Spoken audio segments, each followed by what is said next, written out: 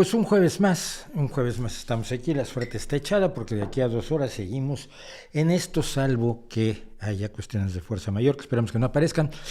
Qué lástima que no hay sombreros ya, que no se usan sombreros. Este hombre que bueno, ha sido una influencia enorme en mi vida desde que yo era muy pequeñito y veía yo el programa de Un Solo Hombre de Humberto G. Tamayo. Luego trabajé con un hijo suyo, con un hijo nieto suyo, no me acuerdo. Allá con el terremoto del 85 trabajaba yo, hacía cosas con un nieto de don Humberto G. Tamayo. Y Humberto G. Tamayo hacía el programa de Un Solo Hombre, que era más o menos una especie de streaming así como estos, pero en aquellos tiempos y sin YouTube. Se hacía en blanco y negro en el Canal 4, me parece que hacía. Y él entraba con su sombrero y se decía, doy gracias a mi sombrero porque me permite saludarles a ustedes. Claro, serán tiempos en que se usaba sombrero. Yo durante un tiempo usé sombrero. A mí me gustan las afectaciones de vestido. ¿Qué pasa? ¿Qué todo el mundo mira raro a algunos que usan ciertas afectaciones del vestido sin darse cuenta que usan otras afectaciones? ¿Por qué te vistes de negro? Me preguntan. ¿Por qué usas pulseras? Me preguntan. ¿Por qué usas un anillo de calavera? Me preguntan. Yo no sé, tío, ¿por qué te vistes como alguien rechazado de un concurso de reggaetón? No sé, cada quien se viste como quiere. Pero durante una época yo usé traje de 3 piezas y sombrero. Ya que en el periódico, en Excelsior, me exigían que fuera de traje y corbata, y la razón la razón era buena, era si podían mandarte a entrevistar o a cubrir algo en una Secretaría de Estado, con el presidente de la República, con alguna cuestión de economía, y pues la costumbre en México seguía siendo, no sé ahora, seguía siendo ir de traje. Entonces yo iba de traje y corbata, y por molestar iba yo de bastón y sombrero. Varios dibujantes de aquellos años, en los años 80 en México, me hicieron dibujos porque les parecía muy divertido que yo anduviera de sombrero y bastón, con traje de chaleco y mi corbata. Lo que pasa es que luego, obviamente, uno va cambiando de sus afectaciones de vestido, porque conozco gente que se ha quedado así, que viste igual desde 1984. Pues qué bien. Ellos viven en el 1984, otros políticamente viven en el 1970. Ustedes y yo vivimos en 2021. Fíjense cómo empiezo yo así a tratar de caerle bien al público, de involucrarlos. Ustedes y yo vivimos en el siglo XXI. Es lo que hace un buen podcaster, un buen influencer, es caerle bien a la gente. A mí no me sale. Así que partamos de otra cosa, porque si partimos de esa no llegamos a ningún lado. Las cosas de rigor, bueno, Twitter aquí lo tienen, Twitter del @el nocturno, Instagram m_el nocturno, en la página web mauricioschwarz.com, que sigue sin visitarla ni Dios, y el correo electrónico donde nos pueden mandar todo lo que ustedes quieran a rvdsqs@gmail.com. Gracias al que puso el primer dislike. Si no tuviera haters no tendría sentido. Miren, yo digo cosas que no son comunes. Yo no ando jugando a ser monedita de oro para caerle bien a todos. No estoy tratando de ser popular. Y entonces digo cosas que creo que se deben decir, pero que estoy consciente que a mucha gente le van a caer de la patada. Si a esa gente no le cayera de la patada lo que digo, no estoy diciendo lo que debo. Entonces agradezco muchísimo los dislikes, agradezco muchísimo los insultos, las agresiones, los ataques, y sobre todo cuando alguien decide que me manda 25, 30 bots a insultarme, que me cuesta 25 clics bloquearlos, pero me divierte mucho que alguien se preocupe tanto de lo que yo pueda decir como para hacerme blanco de ese tipo de ataques. Bueno, a ver, ¿qué me dicen rápido? Te admiro mucho, no lo hagas. Suset de Corleone, te agradezco muchísimo, pero no hay que admirar a la gente, hay que admirar a las ideas. La gente que tiene buenas ideas nos puede caer mejor, la gente que tiene ideas que se parecen a las nuestras nos puede caer mejor. Pero la admiración es sobre todo a las ideas y a las acciones, no a la gente, porque la gente siempre te va a decepcionar, hombre. Yo te caigo te admiro muchísimo, pero resulta que en tal cosa eres absolutamente despreciable según mi punto de vista, y entonces ahí se caen los ídolos. Yo creo que no hay que admirar mucho a la gente, no hay que admirar más acciones e ideas. Obviamente cuando la gente acumula acciones e ideas que a uno le gustan, pues se siente cerca de ellos, digámoslo así. Eso de los woks no es casi igual que los posmos, sí y no. El posmodernismo es una posición de carácter filosófico que rechaza la realidad objetiva y que plantea la experiencia vivida en contra de la modernidad. ¿Qué es la modernidad? La razón, la democracia, la igualdad, los derechos, la libertad. Todo eso lo consideran fantasías. Los wokes, el wokismo, el origen de la palabra woke viene de una frase que utilizaban los negros estadounidenses cuando se dieron cuenta o cuando se estaban dando cuenta de que la lucha por los derechos civiles y la igualdad desde el punto de vista legislativo no estaba haciéndose efectiva en la vida cotidiana. Entonces se despertaron a ese hecho. Despertar es to awake. Y entonces empezaron a decirse entre ellos, stay woke, mantente despierto, mantente alerta a las cuestiones que no lo parecen, pero son expresiones del racismo, de la discriminación, del desprecio, del ataque social, que existe, que eso no se puede negar. Y sobre todo adquiere una cierta fuerza a partir de el movimiento de Black Lives Matter. El movimiento de Black Lives Matter ha revivido en un par de ocasiones y es un movimiento en general que dice que las vidas negras valen la pena, que importan, tanto como las demás. Por supuesto, siempre sale el imbécil que dice, ay, pues las vidas blancas también importan. Sí, pero esas importan siempre, verás. Si a un blanco le mete un balazo un policía estadounidense, estando desarmado sin motivo alguno, nomás porque no le gustó su cara, tiene una bronca mucho más grande que si al que le dispares a un negro. Y esa es una cosa que no se puede negar con ese tipo de argucias retóricas. Todas las vidas importan, sí, las vidas blancas importan, sí, las vidas amarillas, bueno, no hay vidas blancas ni negras ni amarillas, todas las vidas importan, pero en el caso de las personas de color en los Estados Unidos, de color oscuro, de piel oscura, sus vidas han importado menos, sobre todo en el enfrentamiento con la policía, cuando no hay ni siquiera enfrentamiento, cuando hay un encuentro normal con la policía. De allí sale la palabra woke. Luego la adoptan todos los que creen que están despertando a una realidad mayor de justicia social que engarza ahí sí con el posmo, es decir, cuando empiezan a exigirle a todo el mundo que actúe o vea las cosas de cierta manera y rechazan el debate y la posibilidad de diálogo. Pongo ejemplos. Yo no quería, fui a ver The Eternals, me parece una película bastante limitadita. El cómic original de Jack Kirby me parecía muy limitadito. ¿Por qué? Bueno, porque no tenía a Stan Lee, que era el que escribía los guiones. Pues Jack Kirby hizo una cosa extremadamente alambicada, compleja y con demasiados recovecos. Ya luego el cómic lo retomaron otros autores que le dieron un sentido más razonable, pero el original de Jack Kirby era lamentable. Bueno, no era lamentable, pero a mí no me gustó, me parecía que no tenía, como la película, como le pasa a la película, de pronto no tiene asidero, de pronto tiene subhistorias que no van a ningún lado. La subhistoria de Tena, por ejemplo, en los Eternals, ¿para qué sentido tuvo toda esa subhistoria de que ella perdía el control? Pues nada, no influye en realidad en el final en el desenlace de la historia. En fin, tiene muchas, pero al mismo tiempo vi que The Eternals tiene muchos guiños al wokismo. Tiene una pareja gay, tiene los lidera una mujer, hay una chica que es muda y se habla con lenguaje de signos, hay un indostano, hay un chino, en fin, está como el sueño del woke tiene que ser la inclusividad total, tan inclusivo que acaba siendo tan irreal como cualquier cómic. Pero bueno, no, eso me pareció así como que se habían pasado de wokes, pero tampoco le di demasiada importancia. Pasaron dos cosas, sin embargo. A muchos wokes no les gustó porque no era lo suficientemente inclusiva. Eso me pareció de locos.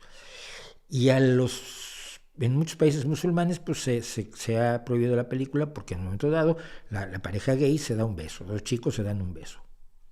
Cosa que no debería parecer, no debería representar ningún problema, pero lo representa para los países de las teocracias musulmanas, y entonces ahora yo apoyo a The Eternals aunque tenga todos estos rasgos de wokismo. Entonces, ahora los wokes dicen que no son wokes, que no les gusta el nombre, y como decía alguien en un artículo el otro día, ¿cómo quieren que les llamemos? Ustedes mantienen una ideología determinada, una idea de inclusión que no es precisamente racional, que no es precisamente lógica, una idea de que las diferencias raciales, sociales, de capacidades, de estatura, de peso corporal, de rizo del cabello, de origen étnico, etcétera, son lo más importante y tenemos que incluir a todos porque todos son diferentes y no puedes poner una cosa donde no haya chinos porque estás excluyendo a los chinos porque los chinos no son como los blancos, son diferentes. Esa es una posición claramente racista que caracteriza a buena parte del wokismo. Si no te quieres llamar woke, dime cómo quieres que te llame a ti, que estableces ese tipo de diferencias, que manejas la política de identidades con tanto entusiasmo que consideras que todos los seres humanos son diferentes. Y todos los seres humanos son dignos de estar separados y de considerarse en compartimientos estancos respecto de otros seres humanos. Y el otro día, a raíz de lo de The Eternals, venía un comentario que me hizo alguien en Twitter, que me dijo, pues es que yo antes no me sentía representado en el cine porque no había chicos morenos. Él es mexicano de origen indígena y con piel oscura, con piel morena. O sea, yo no me sentía representado. Le digo, qué raro. Es que yo nunca estuve buscando que en el cine o en la política o en los deportes hubiera una persona que fuera 3/4 de asturiano, 1/4 de zapoteca, de unos 66 de estatura, que tuviera el pelo rizado y necesitara gafas. O sea, alguien igual a mí. Yo me siento identificado o encuentro una inspiración enorme en Mandela. Mandela, que se parece bastante poco a mí. Si ponen una foto uno junto al otro, no dicen, uy, ¿cuál será Mauricio? ¿Cuál será Mandela? Es clarísimo quién es Nelson Mandela y quién soy yo.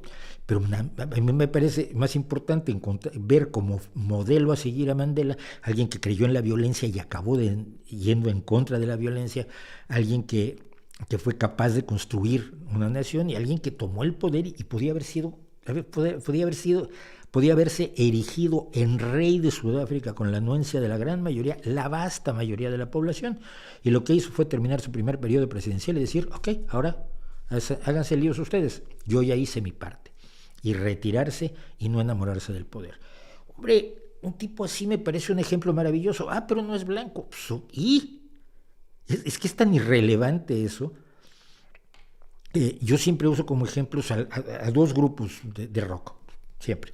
Susi 4 es una mujer pequeñita que toca el bajo y que dijo, yo quiero tocar el bajo. Y no esperó a que hubiera mujeres bajistas pequeñitas rockeras que fueran su modelo a seguir. Ella dijo, yo quiero hacer esto, fue y lo hizo. Y el otro día oía yo a Susanna Hoffs, la cantante de The Bangles, que decía, es que yo tampoco entiendo eso. Dice, nosotras queríamos ser los Beatles. Y nos empezamos a reunir en la cochera de una de nosotras porque queríamos ser los Beatles. Y nunca se fijaron de que necesitaban que hubiera unas chicas que fueran su modelo a seguir. Entonces, obviamente sí tiene un valor tener un modelo a seguir que tenga ciertos rasgos parecidos a ti. Puede ser que tenga un determinado valor, que sea importante para algunas personas, que sea más emocionante para una chica ser científica. Si le muestras el trabajo de Lise Meitner y de Marie Curie, no lo niego, pero no lo puedes convertir en el centro de todo. Lo importante de una chica científica es que sea una buena científica, no que sea una chica. Esto no creo que fuera tan difícil. Entonces, en esos terrenos del wokismo es donde ya no sabe uno cómo llamarles, pero pues entre que ellos se ponen de acuerdo son los wokes, y yo estoy totalmente en desacuerdo con su concepción de la política de identidades. Bien, ¿qué más me dicen por aquí? Es correcta la regulación del alquiler que contiene la ley de vivienda del gobierno de España. No he leído la ley, lo siento.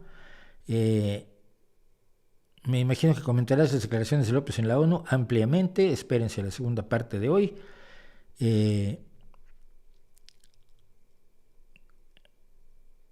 El observador SC de Guadalajara, México, Guadalajara, España, no tengo idea. La verdad. Costa Rica, hola. Uruguay también me saludaba por ahí. Jalisco, Guadalajara. Me gusta el sombrero fedora, dice Leandro. Yo siempre usé fedoras, nunca usé otro tipo de sombrero. Nunca me gustó ni el Stetson, ni el Golf Ball, ni el 8 Ball, sino que yo siempre usé fedoras. Compraba fedoras, me mandaba a hacer fedoras. Era yo muy póster. ¿Qué tiene? Todo el mundo lo ha sido. Bueno, vamos a dejarlo aquí. porque tengo que comentar una cosa de lo más interesante.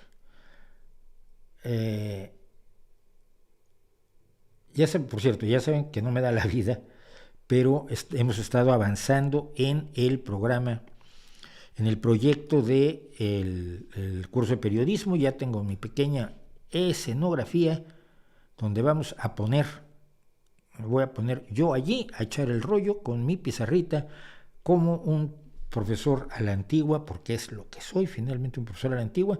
Ya tengo mi pizarra, ya tengo mis marcadores y ya voy a empezar a grabar lecciones. Yo espero que para enero lo pongamos al aire para todos, ¿ok? Entonces, por lo demás. Pero esta historia me encantó. Es la historia de las falsas vacunas falsas. Son unas vacunas que se falsifican. No. Alguien quería vacunas falsas. A ver, no. Mejor les leo lo que pasó porque me mata de la risa.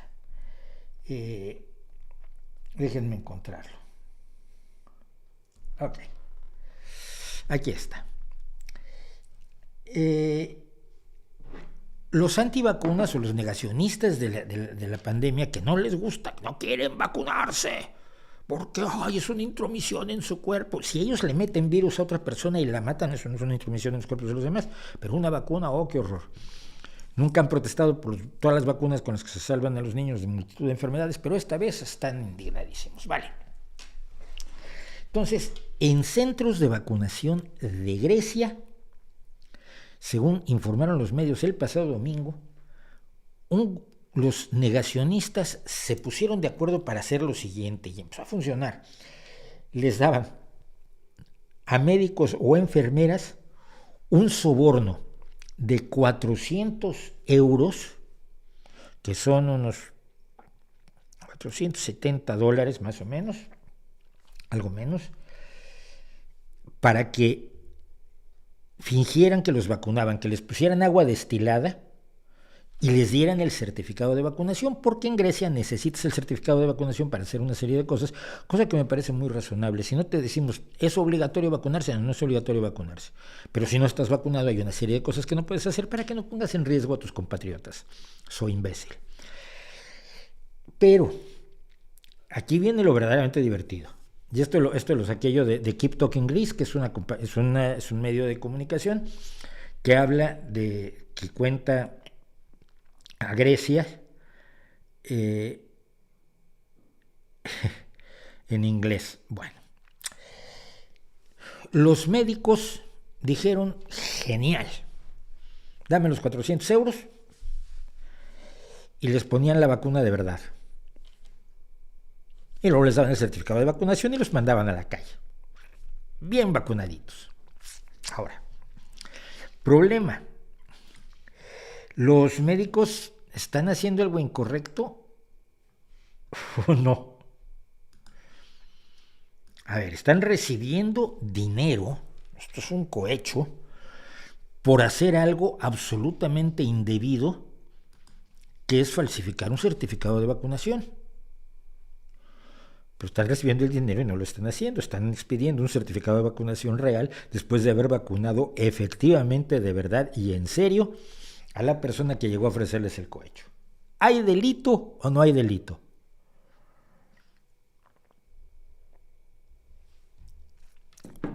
Si ustedes fueran el juez, ¿qué dirían?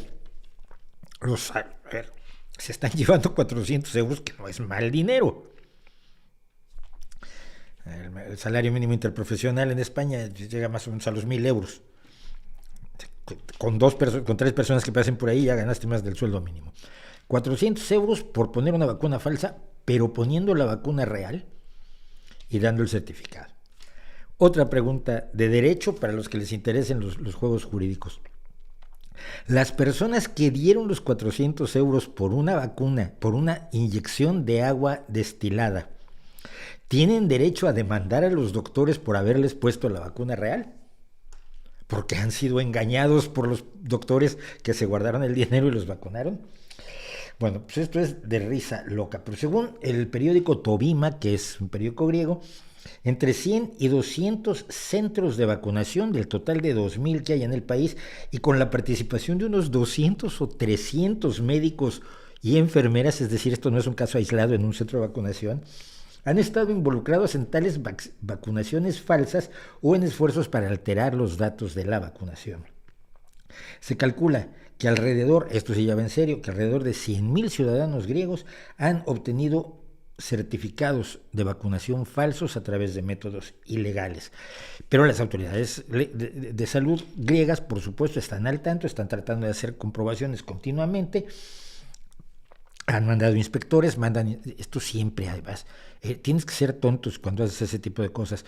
Uno de los que se va a venir a vacunar y te va a venir a ofrecer dinero es de la policía o de las autoridades. Si yo estuviera a cargo de la seguridad de eso, lo primero que haría sería mandar gente a ver si es cierto que los vacunan. Oye, ¿ya te vacunaron, Pepe? No, mira, pues ve tú y finge que le das dinero para que no te vacunen. Entonces, esto ha permitido que se controle un poco la cantidad de certificados de vacunas falsas con las que algunos griegos creen que están, no sé qué creen que están haciendo, porque están haciendo poner en peligro a sus compatriotas. Pero ahora el problema es, y además no puedes deshacerlo, los que están vacunados ya tienen anticuerpos, no puedes entrar a su cuerpo y sacarles los anticuerpos. Pero les dieron un tratamiento médico sin su consentimiento, pero ellos habían consentido un tratamiento médico que era muy, muy parecido.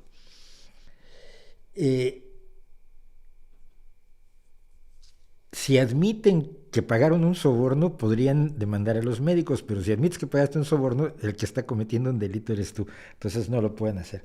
Total, que el asunto ha sido divertidísimo para el espectador. El gobierno griego está luchando en contra de los certificados de vacunación falsas, pero a mí, francamente, me tiraba de la risa la idea, pues, de las falsas vacunas. Y quizás esa es una forma de embarcar a los negacionistas ridículos, o por lo menos para que tengan miedo de que probablemente los vacunen de verdad y les salven la vida a ellos y a la gente a su alrededor. Imagínate nada más qué tragedia. Bueno, pues con eso seguimos, porque hay cosas. Me divierte muchísimo algunas de las cosas. Gracias a quienes me dicen cosas bonitas. Está leyendo comentarios aquí en YouTube porque tengo una pregunta. Sí, a veces sí, pero no elijo todas. Y sé que no puedo ser justo. No puedo tener un criterio específico, concreto para elegir tales preguntas y tales que como me va saliendo y como a feeling subjetivo lo hago y lo siento. Y ya lo saben todos los que hacen preguntas.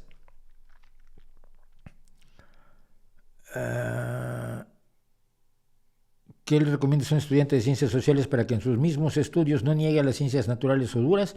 Que uses el método científico. Tú puedes hacer sociología basada en evidencias, con datos, con hechos. Puedes hacer todo menos filosofía con base en evidencias, con base en hechos. Entonces, las disciplinas sociales cada día se mueven más hacia la ciencia porque cada vez más resulta que las especulaciones no servían.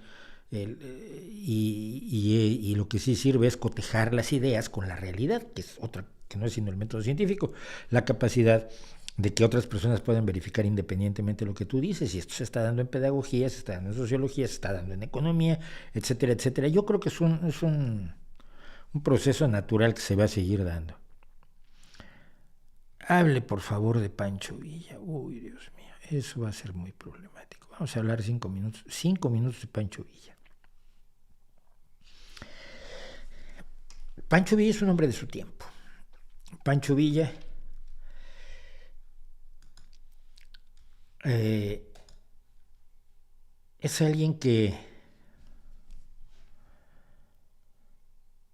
primero que nada, es un sobreviviente, es decir, él no actúa de acuerdo a otra cosa que no sea la supervivencia. La supervivencia desde pequeño, con las leyendas que hay de Pancho Villa, que nunca sabemos si son reales, de que su hermana fue violada y él mató al hacendado que violó o intentó violar a la hermana, y a partir de ese momento es un fugitivo. sabemos que se dedica al robo de ganado y sin embargo tiene inquietudes de algún tipo. Hay 2 o 3 cosas que a mí me parecen admirables de Francisco Villa y de otras muchas cosas que no me parecen admirables. Su propensión a la violencia como solución para todo por un lado es rechazable, pero por otro lado es explicable. En aquel momento no había otra opción y cuando Madero lanza la convocatoria para el levantamiento contra la dictadura de Porfirio Díaz, Pancho Villa, Doroteo Arango, se apunta para buscar un México más democrático y mejor, por lo menos esa era la idea. Acciones admirables de Pancho Villa, por ejemplo, como gobernador de Chihuahua fue fantástico, fue un magnífico gobernador de Chihuahua. Era un tipo, pero era un tipo absolutamente ignorante. Era un tipo sin preparación, era un tipo que había vivido escondido y siendo cuatrero, etcétera, y sin embargo, instintivamente o por intuición o por lógica, logró ser un razonable gobernador de Chihuahua. Militarmente era un tipo genial, pese a no haber estudiado estrategia militar jamás en la historia, y era un tipo que se preocupaba sobre todo por la gente a su alrededor, los más cercanos. Y era de una lealtad absolutamente indeclinable. Su lealtad a Madero, de hecho, lo lleva al enfrentamiento con Emiliano Zapata, cuando Zapata le dice a Madero, bueno, ya ganamos ya ganamos el poder, ya tiramos a Porfirio Díaz, ya estás en Palacio, bueno, ahora hazme efectivos lo de la justicia social para los campesinos. Y cuando dijo Madero que no, el ejército de Zapata rodeó la Ciudad de México y Pancho Villa se enfrentó a Zapata porque su lealtad, él entendía las lealtades de una manera muy individual, muy personal. Y para él la lealtad hacia Madero era absolutamente fundamental. Le interesa menos la justicia social de todo el país que la justicia hacia su entorno inmediato, los Dorados, su guardia personal, su grupo del ejército más cercano a él. Y al mismo tiempo es por su amor a Madero por el que se niega a aceptar las decisiones de la Convención de Carranza. Para quienes no lo sepan, porque casi nadie lo sabe, incluso en México no lo saben, la Revolución Mexicana son 3 guerras distintas, claramente diferenciadas. Primero es la revolución en contra de la dictadura de Porfirio Díaz, que se resuelve muy rápidamente. Porfirio Díaz toma un barco y se va, deja el país. Madero toma el poder y se supone que ahí terminaría la revolución. Pero viene el problema entre los revolucionarios que querían algo más y Madero que solamente quería democracia formal. A él le parecía que con ese poquito ya se arreglaban las cosas, por eso era homeópata, en serio. Entonces, pero a muchos no les gusta la idea de que tal vez Madero cambie la sociedad, las estructuras sociales del México de 1911, y entonces se procede a dar un golpe de Estado con el apoyo de la Embajada de Estados Unidos, y Victoriano Huerta asume el poder, se asesina a Madero y Pino Suárez, y Victoriano Huerta toma el poder en México como dictador militar. Y entonces viene la Segunda Guerra de la Revolución, la guerra de todos los grupos revolucionarios en contra del Ejército Federal de Victoriano Huerta, junto con algunos que se habían pasado del lado federal. Argumedo es uno de ellos, si mal no recuerdo. Bueno, y cuando Victoriano Huerta, el dictador, es derrotado y salió huyendo por Estados Unidos, queda la guerra intestina, la guerra entre las facciones revolucionarias a ver quién gana, y ganaron los menos buenos. Carranza y su gente, que eran antiguos gobernadores porfiristas, que no tenían tampoco una visión de una revolución social o de un cambio enorme para los más desprotegidos, los más desfavorecidos. Y Pancho Villa jugó un papel curioso en esas 3 etapas. Por supuesto, él está del lado de Madero, por supuesto, él está en contra de Victoriano Huerta, pero en la guerra de facciones se pone del lado opuesto a Venustiano Carranza junto con Zapata, y bueno, al final esto a Zapata le cuesta la vida y a Villa le cuesta la rendición y el que le dieran su hacienda donde su gente podía trabajar la tierra y vivir tranquilos. Es un hombre lleno de contradicciones. Una cosa que siempre me ha gustado de él, pese a que rechazo su proclividad a la violencia. Una cosa que siempre me ha gustado de él es que aprendió a leer cuando estuvo en la cárcel en Tlatelolco. Es decir, un hombre que aprendió a leer a los 20 y tantos o 30 y tantos años de edad. Y una cosa que recurrente, de la que deberían aprender muchos que han sido presidentes en muchos lugares, pero en México sobre todo, durante una parte de su recorrido revolucionario fue seguido por John Reed, el hombre que escribió Los 10 días que conmovieron al mundo sobre la Revolución de Octubre, y que escribió México Insurgente sobre sus experiencias andando con el ejército de Pancho Villa. Por cierto, paréntesis, en España se habla del ejército de Pancho Villa como una turbamulta desorganizada, salvaje y absolutamente enloquecida, sin estrategia militar alguna, cosa que es para uno es absolutamente preocupante y molesto escuchar que así se hable. Es que eso era como el ejército de Pancho Villa. Hombre, ¿a qué rías tú que cualquier cosa estuviera tan organizada desde el punto de vista de la logística, de la estrategia militar, de las jerarquías y del orden, como lo fue el ejército de Pancho Villa? Pero cuando lo siguió John Reed, John Reed le preguntaba muy seguido si él iba a ser presidente de México. Era la fuerza militar más poderosa. El ejército de la División del Norte era muchísimo más poderoso que el ejército del sur de Emiliano Zapata. Y Pancho Villa le decía todas las veces, no, es que no hay tragedia mayor para un país que un hombre sin preparación se vuelva su presidente. Y al final, y esto creo que incluso lo cuenta Reed, cuando quería hablar con Reed, Pancho Villa decía, a ver, tráiganme al güerito aquel que no cree que no quiero ser presidente. Y al final, por miedo a que fuera presidente, fue que lo manda a asesinar Ávila Camacho. Ávila Camacho o Álvaro Obregón, no me acuerdo cuál de los dos. Uno de los dos. Creo que Álvaro Obregón manda a matar a Pancho Villa por miedo a que interviniera en política ya en los años 20. Yo en el museo de Pancho Villa en Chihuahua, alguna vez, y esto lo reconozco, lo confieso y lo siento, pero estaba el automóvil donde fue asesinado de una cantidad absolutamente incalculable de balas Pancho Villa, le tenían un miedo tal, y estaba yo junto al Ford T y pedí que alguien vigilara, que no me vieran los vigilantes para tocar uno de los agujeros de bala en el coche, porque es un personaje que tiene mucho que enseñarnos, aunque tiene mucho que enseñarnos también en lo negativo. Esa es mi visión, así a grandes rasgos, de Pancho Villa. No lo canonizo, pero tampoco lo desprecio. Me parece que es un tipo enormemente interesante. Más cursos aparte del de periodismo. Vamos a empezar por uno, ¿sí? Porque ahorita no puedo pensar en otra cosa más que en ese. La Iglesia de la Luz del Mundo, no la conozco. La Logia Propaganda Due, que me preguntabas ya también, me lo preguntaste por el correo. La respuesta es no tengo idea de la Propaganda Due. En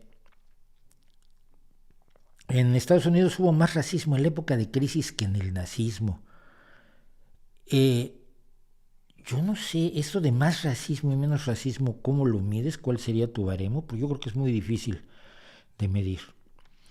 Y como hoy vamos a hablar de una forma de racismo, me interesa saber cómo lo mides, porque a mí el racismo que me preocupa es el de las acciones, el de las palabras menos, pero el de las palabras muchas veces es el preludio del racismo de las acciones. A mí no me interesa que alguien deteste a una persona por su origen étnico, mientras la trate igual que a los demás, mientras le dé empleo, mientras le dé un salario adecuado, mientras le dé el mismo respeto social, aunque por dentro le esté mordiéndose el hígado. Yo creo que el problema del racismo no es que haya muchos actores de color en las películas, muchos millonarios, todos son millonarios en las películas, sino una cuestión de verdadera igualdad laboral, social, educativa, sanitaria, ante las fuerzas del orden, ante la sociedad. Eso es la igualdad en todos esos aspectos, es la que realmente marca el racismo. Dice Susi Q, es mítica y admirable, al igual que el grupo de Fanny, alabadas hasta por David Bowie. Por cierto, Susi acaba de sacar un disco, ahora, a estas alturas del partido, Susi es un poco mayor que yo, acaba de sacar un disco precioso, se los recomiendo enormemente. También podrían llamarte woke por ser de izquierda desde la perspectiva de un derechista, ni de broma. A mí no me pueden llamar woke ni, pero vamos, ni por accidente. No comparto casi ninguna de las visiones de los woke. El fenómeno libertario en Argentina, no sé cómo sea, me parece una tragedia si hay un fenómeno libertario en Argentina, pero bueno, vamos a dejarlo hasta aquí porque quería yo hablar también de otra cosa, y esa otra cosa era esto. ¿Qué es la religión? A mí me ha llamado mucho la atención durante muchísimo tiempo que los religiosos dicen de otras cosas para denigrarlas, que son una religión. Si ven los comentarios, yo borro muchísimos comentarios, lo saben aquí en el canal, pero una de las cosas, de las tonterías más frecuentes que oigo es, bueno, es que el ateísmo es una religión porque no creer y creer son lo mismo. Pues no, no es una religión. El otro día, ¿quién fue? No está aquí. Era el dirigente de la mayoría en el Senado republicano, Mitch. Ya no es de la mayoría, perdón, pero el dirigente de la minoría, el portavoz de la minoría republicana, Mitch McConnell, que es un sujeto pero despreciable desde los pies a la cabeza, dijo que se estaba viendo al cambio climático como una religión. Y él es un hombre profundamente religioso, defensor de la religión. Pero para estas personas, la religión viene siendo mala cuando no es la suya. Esto me llama enormemente la atención.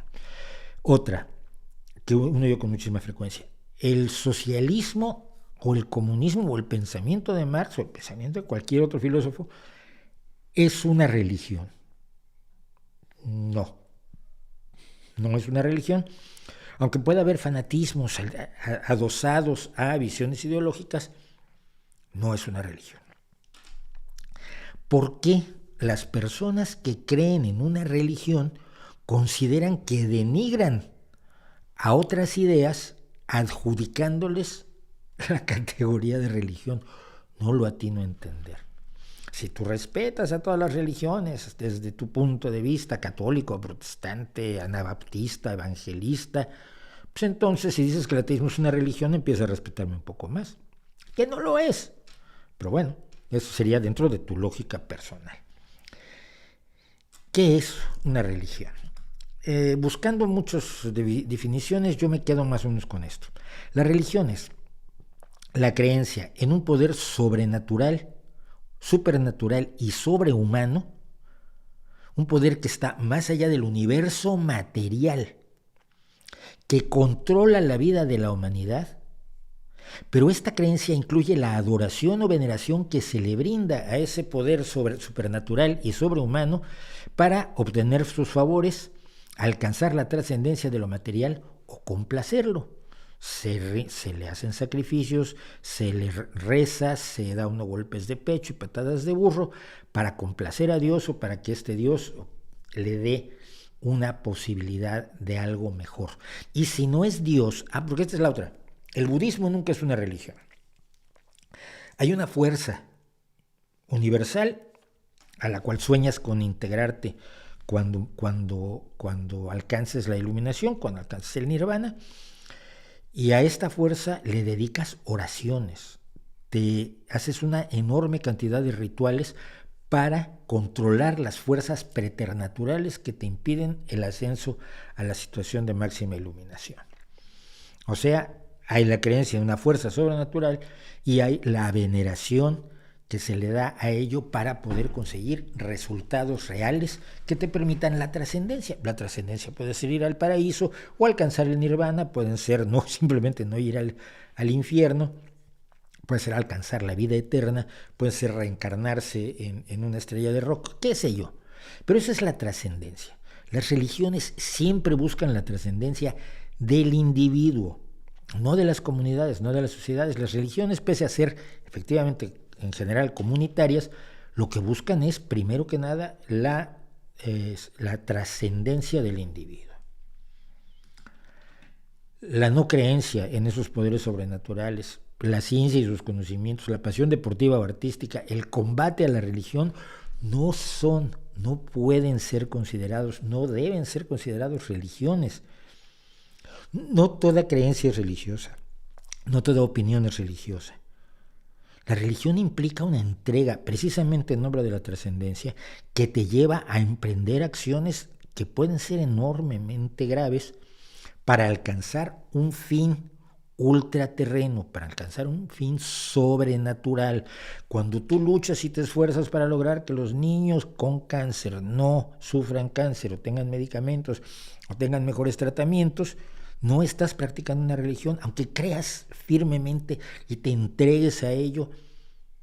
No es una religión, lo estás haciendo por motivos de otro tipo. Salvo en el caso quizás de la iglesia de Maradona, por ejemplo, la pasión deportiva no es una religión tampoco. No hay nada sobrenatural en decir que Usain Bolt es un ser humano absolutamente impresionante. No hay nada de religioso en admirar a Lionel Messi en la cancha. No hay nada de religioso en considerar grandes a deportistas en todas las disciplinas o en adorar a veces, sí, irracionalmente, pero no sobrenaturalmente, a personajes del arte, sobre todo de la música. No sé por qué, y esto siempre me dice a mí que los seres humanos somos más musicales de lo que creemos, no sé por qué, pero a los músicos los idolatramos más que a los pintores o a los escultores o a los tejedores, ¿no? La música nos toca de manera muy particular y luego también eso lleva a que algunos músicos crean que porque son genios musicales tienen opiniones políticas y sociales que ameritan ser escuchadas por el resto de la humanidad. Caso del pobrecito de Roger Waters, ¿no? Pues es un genio musical, sí, estuvo en Pink Floyd, sí, pero el tío está más ido que vamos, es una situación verdaderamente triste oírlo hablar porque es como un niño de 13 años que descubre la política pero se le explican mal. Sin embargo, cree que ya la entiende toda y entonces a partir de eso desarrolla una cosmovisión de buenos y malos peor que la de los Eternals, ¿no? Los Eternals contra los Celestials. Él es, por supuesto, el grandote de los Eternals. y da mucha pena, porque pues, Roger Waters es un gran músico, pero nada más. John Lennon era un gran músico, pero un tipo muy desagradable, ¿no? Y así, y Van Morrison, no se diga, que últimamente acaba de sacar incluso un disco donde hay rollos antisemitas y tal. Entonces, a mí me llama mucho la atención, de verdad, que las personas religiosas llamen religión a otras cosas para denigrarla. Es que eso es una religión. ¿Te parecen despreciables las religiones? Pues a mí también, pero lo que tú estás diciendo no es una religión y la tuya sí lo es y deberías abandonarla o dejarla. Bueno, esto va por un camino muy interesante, por lo que estoy viendo. Yo me voy a meter en otros líos de este mundo, pero es que sí me... Yo admiro al superhéroe, el fantasma, y no me representa en nada. El fantasma es el clásico ejemplo del Salvador Blanco, que es una cosa que tiene muchos problemas.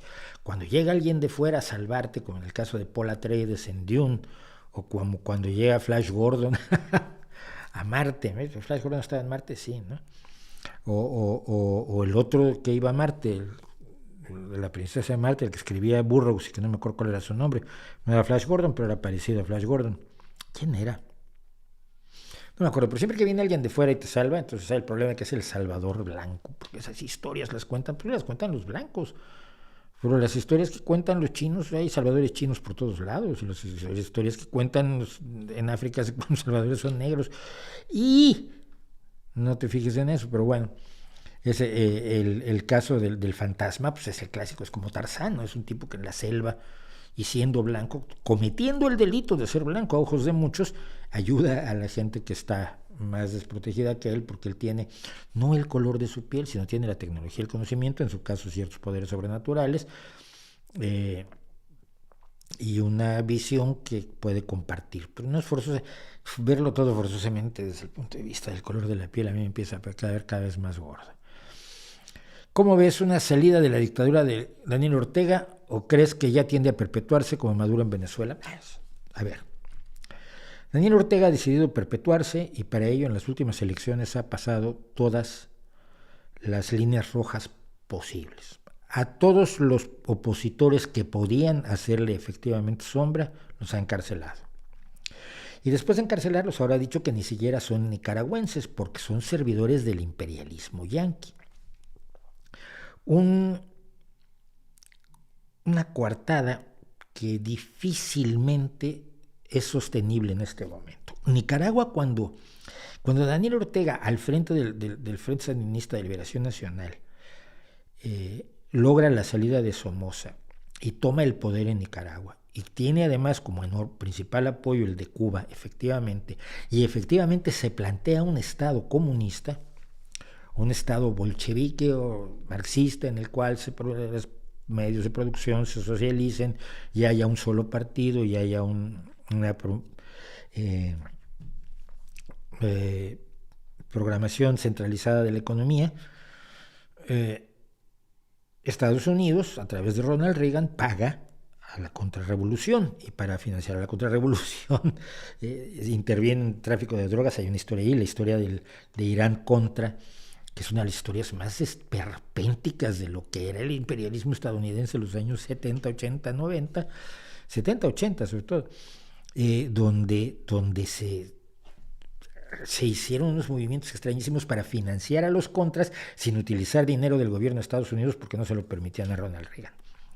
Bueno, en aquel momento el imperialismo estadounidense estaba por supuesto que interesadísimo en que Nicaragua no cayera, porque Ronald Reagan sostenía la teoría del dominó. La teoría del dominó en la Guerra Fría en América implicaba que si un país caía en manos del comunismo, iba a empujar a que otro cayera en manos del comunismo, y así iban a ir cayendo todos hasta que Estados Unidos cayera en manos del comunismo. Algo que es un poco más difícil a que yo gane un anillo de campeón en la NBA, pero que a Reagan y a su gente le preocupaba muchísimo. Esa es la razón por la que destrozaron El Salvador.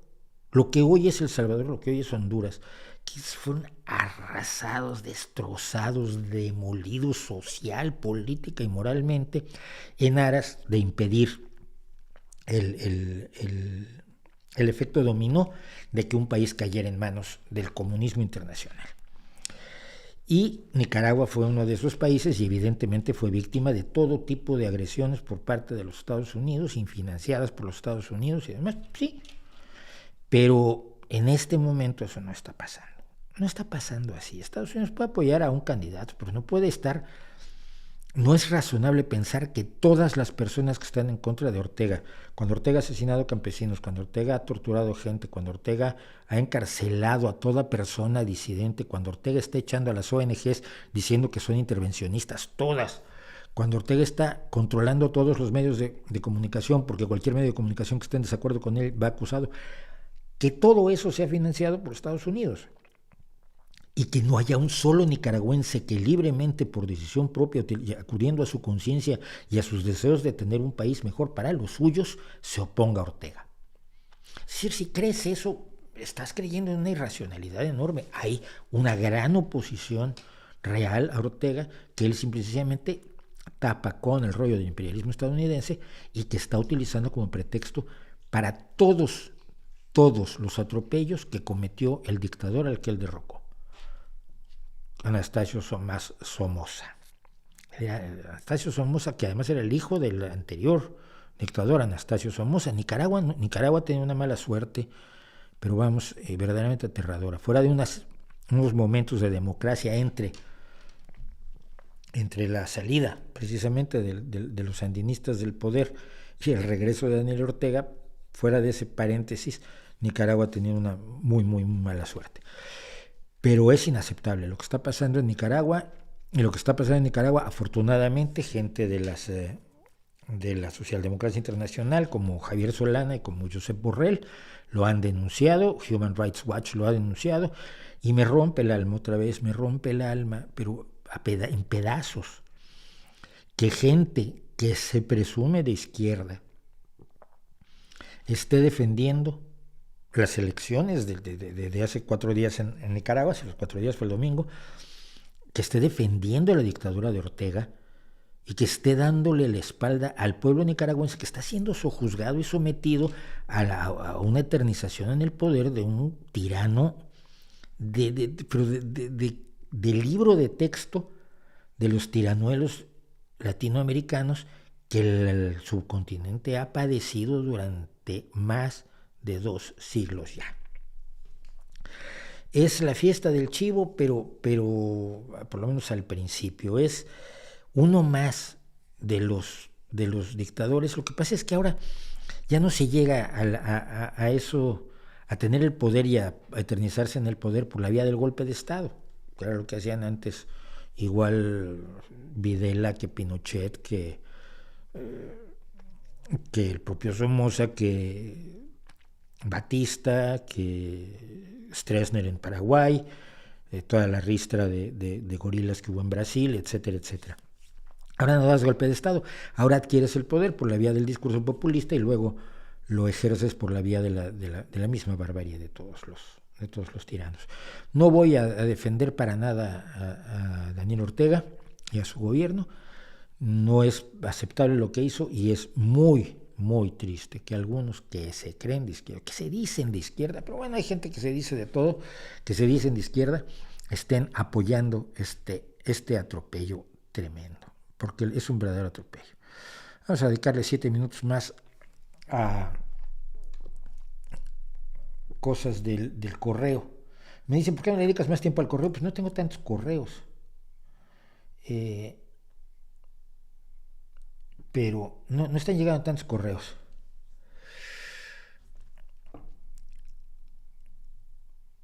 Dice Íñigo si dice Íñigo de Coruña que critiqué la idea de que los ciudadanos, que todo país tiene el gobierno que se merece, que me parece una estupidez, y dice, en el caso de las democracias, si gobierna un partido acusado de corrupción o cuyas conexiones con tramas delictivas han sido probadas reiteradas veces, no es deber de los ciudadanos dejar de votar por ese partido.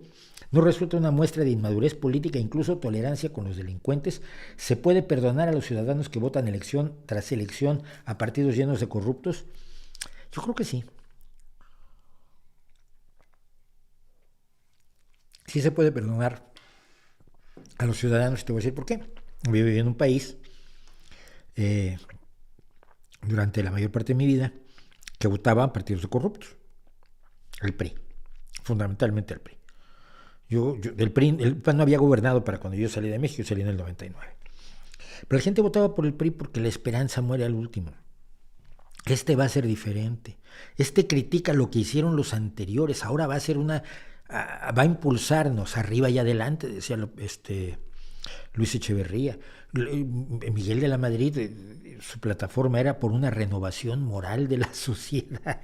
Si te suena lo que está haciendo el otro periodista en México ahora, pues sí, es eso.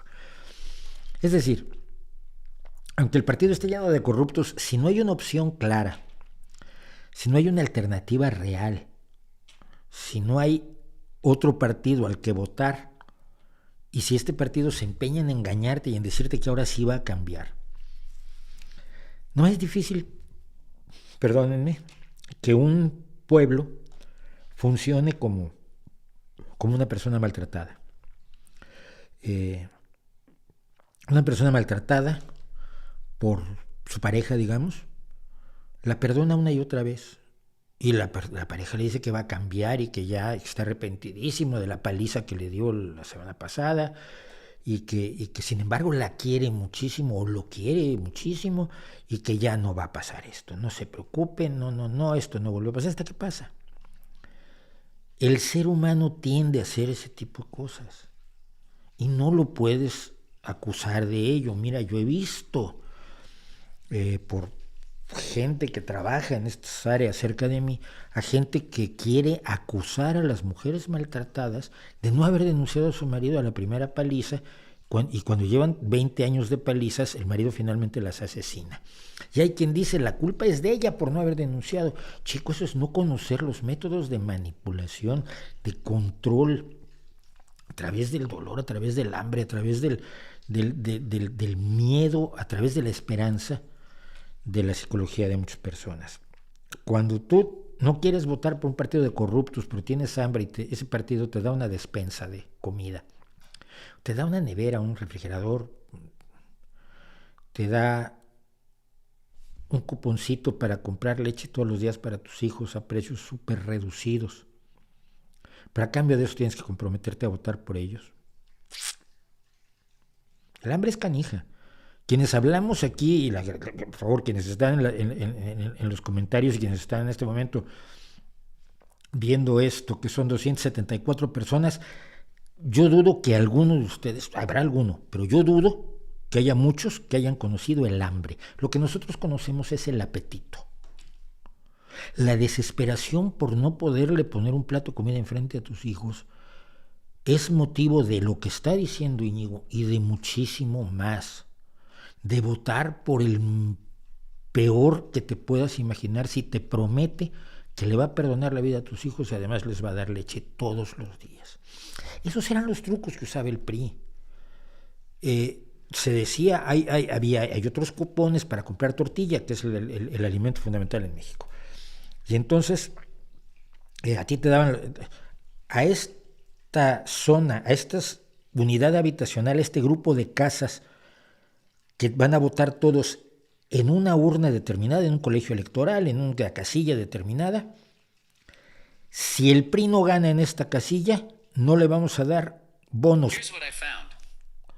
No le vamos a dar bonos. No sé qué le pasó al teléfono, no al teléfono, al reloj. No le vamos a dar bonos para las tortillas o para la leche o escuelas, inscripción en las escuelas, a la gente de todas estas casas, de todos los que votan en esta casilla electoral. No los podemos identificar personalmente, pero no nos importa, los vamos a castigar a todos. Eso hacía y hace el PRI, y no me digan que no lo ha hecho el PAN, y no me digan que no lo hace Morena, porque no les creo. Y entonces la gente se presionaba entre sí, oye, hay que votar por el PRI. No, pero son unos tales por cuales ya han robado, ya han asesinado. Sí, pero es que si no lo hacemos, encima nos vamos a pasar 6 años sin leche, sin comida, con dificultades para que los niños vayan a la escuela. Control político es muy jodido. Y probablemente, Íñigo, te lo digo directamente a ti, no lo percibes porque no has vivido una realidad así. No sé qué edad tengas, pero España tiene una democracia admirable, llena de defectos, no lo voy a negar, pero comparada con el resto, con la gran mayoría del resto del mundo, una democracia absolutamente admirable que yo he vivido en colegios electorales, en todas las elecciones desde que yo estoy en España. Tengo 22 años en España, o sea que tengo más que una mayoría de edad ganada en las lides democráticas de este país. Quien vive una democracia como la española, que además la considera malísima, no puede ver cómo se hace el control político de la gente que acaba votando por partidos absolutamente despreciables. Pero pasa con frecuencia, y desafortunadamente, mientras no se consiga la transparencia real de los gobiernos en países donde el control político es de esos niveles, donde el clientelismo y el asistencialismo son la forma de relación entre el gobierno y la ciudadanía, lo vamos a seguir viendo y vamos a tener que seguir luchando por la democracia. Imagínate, algunos quieren trascender la democracia, cuando yo creo que todavía hay que seguir luchando por la esencia misma de la democracia participativa, de la democracia representativa, de la transparencia y de la transición libre y pacífica del poder entre partidos que compitan genuinamente. A ver si no soné demasiado ingenuo. Vamos a un corte y volvemos.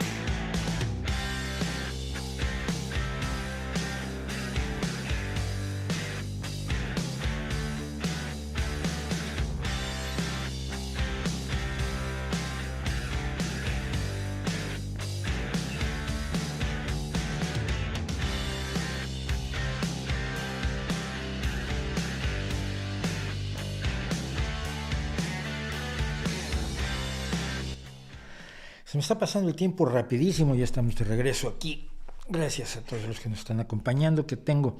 A ver, cuando rompemos los 300, no están recomendando el Rey va desnudo, no están recomendando en vivo y con todo, que es el nombre que le damos a este streaming de los jueves, porque si andamos en 270, 280 personas, ¿cuándo pasamos de los 300? Recomiéndenlo, ya se los vuelvo a decir. Si no les gusta, sobre todo el que le puso el dislike desde el principio, mira, diles a tus enemigos que me vean para que sufran.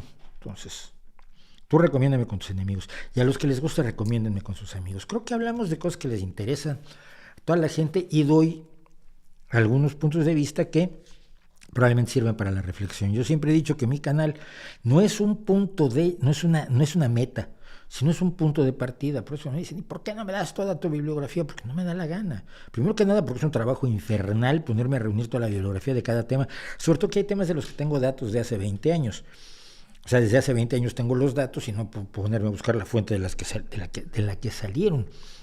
Y por otro lado, porque es un punto de partida. Es un punto de partida para la reflexión y para ver una serie de cosas, más que un lugar de llegada donde aquí está toda la información, que no lo está y no lo está en ningún lugar de YouTube. Mónica Cepeda, esta mañana leí una noticia, me gustaría que en esos casos sí me dieran la noticia, porque así contada nada más no me gusta. Que en el Reino Unido en una primaria obligaron a los varoncitos a llevar faldas para apoyar la igualdad de género. ¿Se ha enterado? No, pues qué bien, no me parece mal. Te voy a decir qué pasaba, esto es muy curioso, a mí me pasó. Un día por portarme mal en la educación física, a mí y a otro chico nos hicieron ponernos una falda durante toda la hora de educación física para humillarnos. Estoy hablándote, debe haber sido, si yo tenía 8 años, 1963, 1964. Sí, pues estaba yo todavía en la primaria, esto no fue antes de 64, 65, por ahí. Entonces la forma de humillar a los chicos era ponerles faldas. Yo no me sentí tan humillado, me sentí raro, pero no me sentí humillado. Pero luego vi por ahí a los escoceses y dije, hombre, si ellos usan kilt, yo le pongo kilt a mi falda y ya no tengo problema. No lo veo, quizás es una posición boba, pero tampoco es grave, ¿no? Una pregunta que sí es importante, ¿cómo se llama la canción que solía colocar en otros vídeos del Rey va desnudo, por ejemplo el de Iker, que sonaba con un oum? He cambiado a lo largo del tiempo, es por épocas, y es por tratar de tener una entrada distinta y por hacer algo más fresco, cosa que no sé si sea un error a veces, pero bueno, en aquel caso en concreto, esa canción que le ha llamado muchísimo la atención a la gente es de mi compadre Yampi, con el que estoy terminando una canción por estos días. Yampi con Y, Yampi, en realidad se llama Jean Paul, pero pues aquí todos le decimos Yampi, y la canción se llama A Quemarropa y está aquí en YouTube, A Quemarropa de Yampi, y algunas de las fotografías con las que está ilustrada precisamente son de un servidor de ustedes, mías, porque sigo siendo gran amigo de Yampi, es un excelente guitarrista, tiene también un grupo que se llama en Facebook, si les interesa la guitarra, guitarristas por el mundo, lo está llevando Yampi, lo está administrando Yampi en Facebook, y allí hablamos de grandes guitarristas, a veces desconocidos, del blues como Sue Foley o Laura Chávez o sea, el que toca con Curtis Salgado, es un guitarrista espectacular, Popa Chovy, que son mis guitarristas favoritos, etcétera. Entonces, si les interesa, primero, A Quemarropa está aquí en YouTube, y segundo, Guitarristas por el Mundo en Facebook, y ahí está mi compadre el Yampi. ¿Qué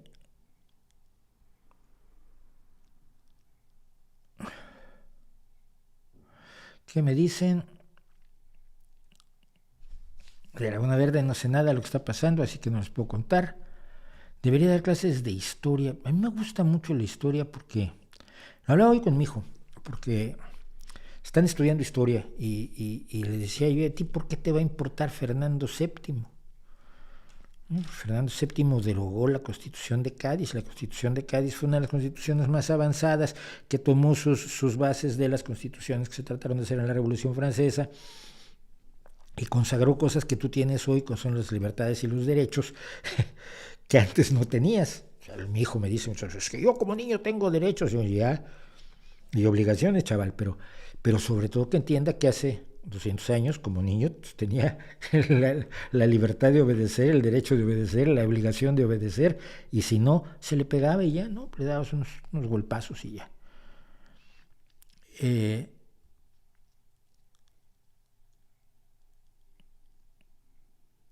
No, te voy a contestar esto, Luis Arenas.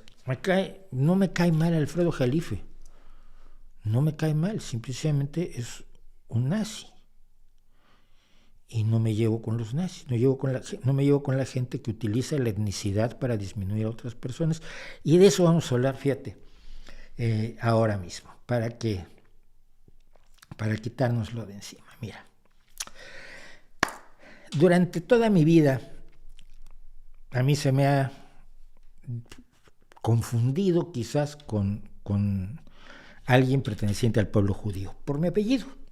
Mi apellido también es alemán, hay alemanes que se apellidan Schwarz, pero Schwarz es un apellido que con varias grafías y con varias formas de escribir distintas es muy común en la comunidad judía, entre las personas que se identifican con el pueblo, con la religión o con las tradiciones étnicas, contra las tradiciones judías.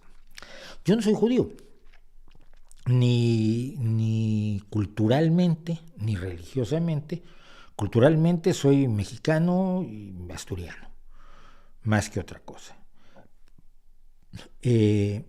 Religiosamente yo fui criado como un estricto católico hasta los 17 años, cuando me bajé del tren.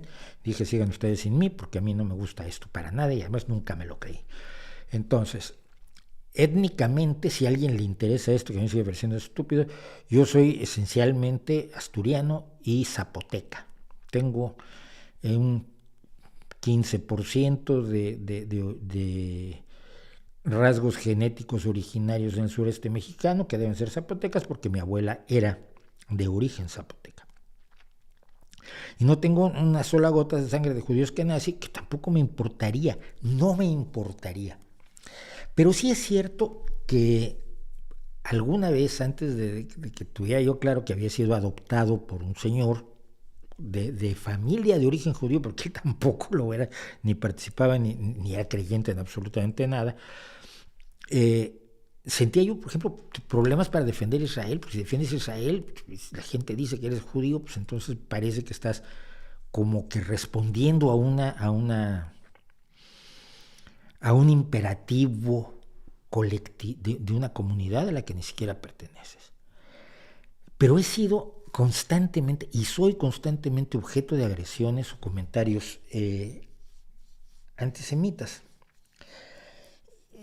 ¿Por qué se llama antisemitismo esto? Porque así se le llama, vamos a hablar al final, pero voy a poner algunos ejemplos. Miren, estos son comentarios que he recibido únicamente esta semana, desde el lunes que decidí hacer esto, o sea, lunes, martes, miércoles y hoy, porque hoy salió uno. Estos son los que he visto. No los percibo en todo su tamaño, entonces, a ver, los tengo aquí, porque si no me quedan pequeños. Dice me encanta escuchar las refutaciones de un ateo basadas en supuestos y testimonios de otros, cual chisme de vecindario. Y el otro responde, una tal Viridiana Pérez, una chica, dice, judío será.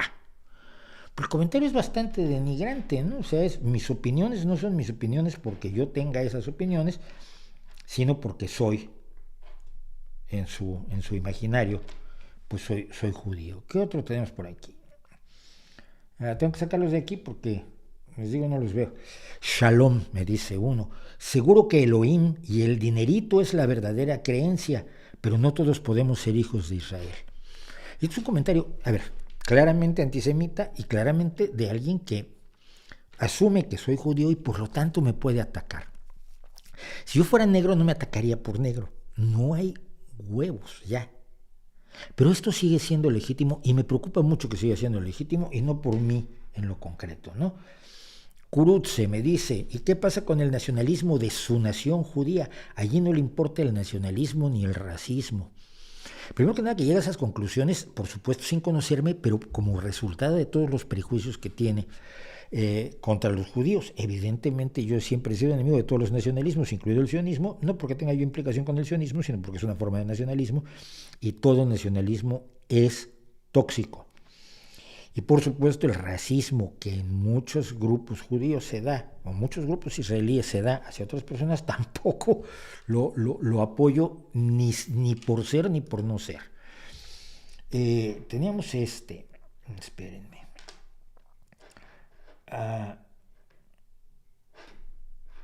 No sé cuál es ese. Este es. ¿Quién se cree que es este judío para poder criticar al Che Guevara? ¿Por qué le dan entidad a sus comentarios? Ahora, hemos hablado que se cree que el antisemitismo es un ejercicio de derechas, pero este señor es de izquierda, está enfurecido porque yo comento sobre el Che Guevara y no debería permitírseme hacerlo porque él supone que soy judío. Y si ustedes no hallan todo esto alarmante, encuentro yo alarmante que no lo encuentran alarmante. Algo que me llama la atención, puse una serie de personas con las que tenemos cierta relación, que elegimos a un Salazar, si la gente tiene el gobierno que se merece. Dice, algo que me llama la atención es por qué no puso a una Isabel, no sé a qué Isabel se refiere, un Trump, un Biden, un Netanyahu en la foto. ¿Será que también sirve a intereses anglosionistas? Madre mía, con los intereses anglosionistas. Pues no sirvo a los intereses anglosionistas, fíjate. Pero qué curioso que así lo quieras valorar. Luego está, este vato no es ese, es que esto es aún más grave todavía. Bueno, para no leer también esa, ¿qué te parece la resistencia palestina ante la ocupación sionista? ¿Por qué será que no lo nombraste? ¿Será porque soy aliado de Jerusalén? No lo mencioné porque no me dio la gana, porque estaba yo hablando del Dalai Lama y estaba yo hablando de la realidad del Tíbet y de la realidad del budismo. No venía al caso, pero tú me ves mi apellido y decides que entonces puedes hacer un ataque de este tipo. Otros se ponen ya así como muy malitos, como este que repitió lo mismo a gritos. Este tipo se las tira de ateo, pero realmente es un prosionista fanático, como lo era Carlos Marx. ¿Qué tengo que ver con Carlos Marx? Nunca hablarán mal de los fanáticos sionistas, sus crímenes y puntos suspensivos. Y lo escribió 3 veces, porque como no salía, porque yo tengo ciertas palabras, se las tenemos bloqueadas en el canal, la escribió 3 veces a ver si con eso conseguía que saliera. No salió, pues sale aquí. La gran mayoría, si ustedes se dan cuenta, además tienen seudónimos. Pero llegamos finalmente a este pequeño problema.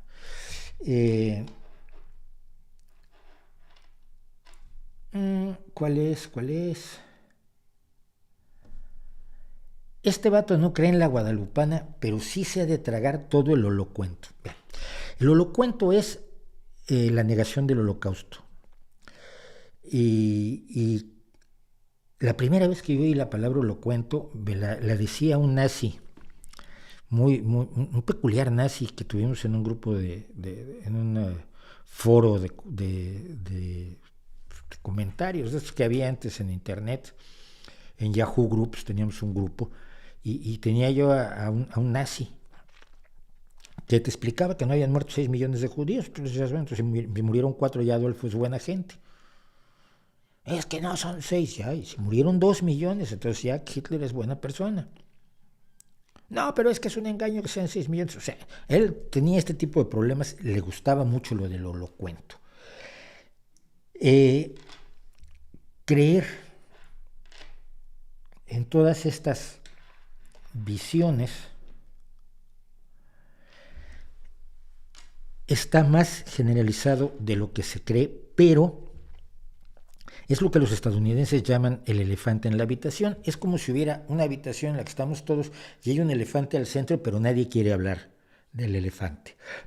Hablamos del feminismo, hablamos del racismo hacia los negros en países donde hay pocas personas de color negro, además de piel negra o de origen africano de piel negra. Y digo origen africano de piel negra porque Richard Dawkins es africano, pero de piel blanca, porque nació en Nairobi, Kenia.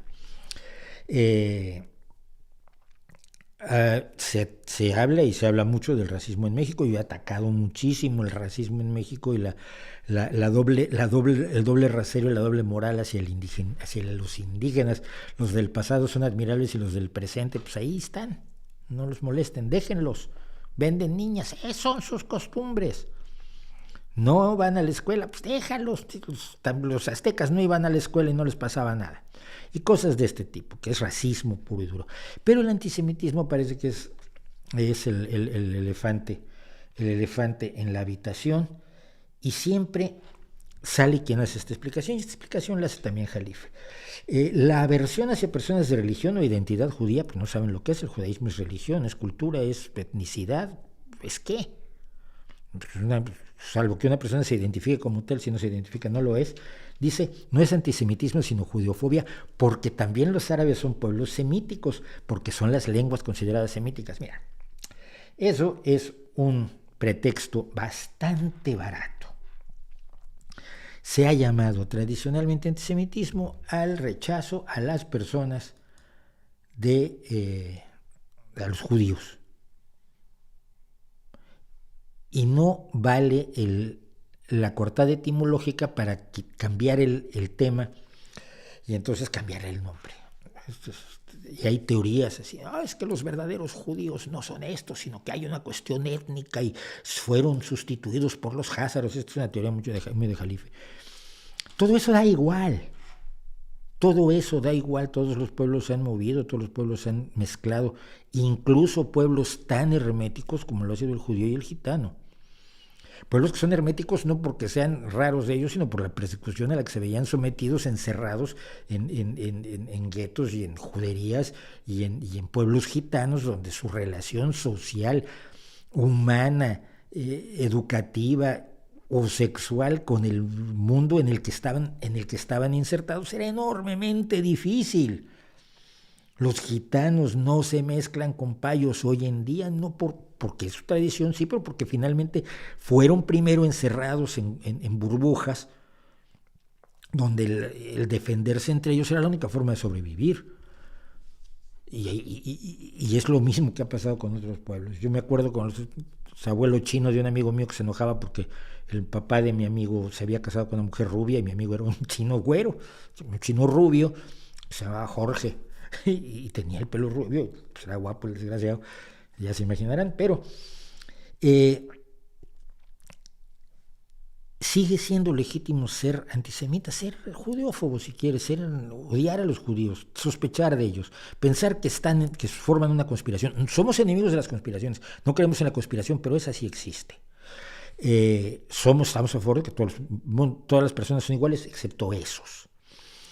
La historia y los datos que tenemos de la historia que se han reunido cuidadosamente para tener una imagen más o menos seria del pasado son todos reales excepto ese. Esto no, esto fue falso. ¿Qué daño le hace a una sociedad el mantener estas creencias? Dudo mucho que se pueda producir una nueva persecución, un nuevo pogrom, unas nuevas expulsiones como las que organizaron los Reyes Católicos o un genocidio en masa como el que organizaron los alemanes, los nazis en general, no solamente los alemanes, sino todos los nazis que los apoyaron en Europa. Pero ¿qué daño le hace a una sociedad que a izquierda y derecha siga siendo legítimo, aceptable, tranquilamente decir cosas, primero que nada, sin bases, y segundo, que tienen una enorme carga de un prejuicio de odio preocupante? Plantéenselo, por favor, porque a mí me preocupa y no porque yo tenga nada que ver en el asunto, pero curiosamente me ha tocado ser testigo privilegiado por esa confusión que la gente suele tener con respecto a mí y que ni siquiera me da risa, simplemente me parece absurda. Dicho lo cual, vamos a ver un par de cositas más.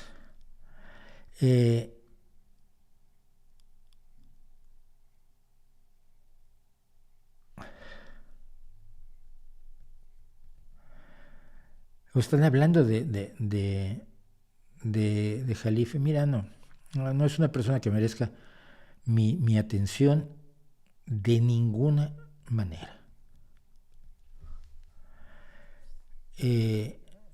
No discuto además de política de identidades con nadie. Mi identidad es humana, yo soy un ser humano, pertenezco a la raza humana, pertenezco a la especie humana y no reconozco más diferencias. Veo las diferencias entre hombres y mujeres, pero bueno, porque siempre me han gustado las mujeres, pero nada más.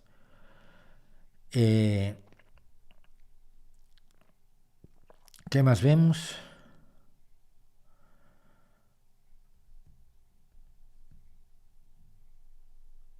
Dice, ¿qué opinas de los escritores de autoayuda como Paulo Coelho? Pues que no son, es falso, no, ninguno de estos son escritores de autoayuda, salvo que se ayuden ellos mismos. Pero si tú lo lees para autoayudarte, te está ayudando él, no tú. Son todos los predicadores, son predicadores que siempre dicen las mismas obviedades, las mismas cuestiones safias, las mismas cuestiones aparentemente profundas, pero que son turbias para que parezcan profundas, porque no son más que charcos conceptuales. No creo que tengan ninguna relevancia, la verdad. La música es el único arte que actualmente podemos disfrutar en cualquier momento y al mismo tiempo que hacemos otras cosas. Y la música popular es una gran parte de la industria del espectáculo. Pero fíjate que el hombre ya adoraba la música cuando todavía no había ni espectáculo ni la podías disfrutar en cualquier momento. Es uno de los grandes saltos conceptuales de la historia. A mí me parece precisamente la posibilidad de oír música en cualquier momento, porque antes la oías una vez a la semana en la iglesia o cuando pasaba un juglar por allí o en la feria del pueblo, pero de ahí en fuera la música, como no cantaras tú, ibas jodido. Y entonces la adoración al músico y la pasión por la música creo que tiene otras explicaciones, porque mira, entre las muchas definiciones del ser humano, si leíamos la semana pasada a Isabel Freire diciendo que era el animal que hace jardines, y a mí me parece precioso, porque efectivamente somos el único animal, al parecer, que hace jardines, con el objeto de hacer jardines por su belleza, como los jardines de la Alhambra.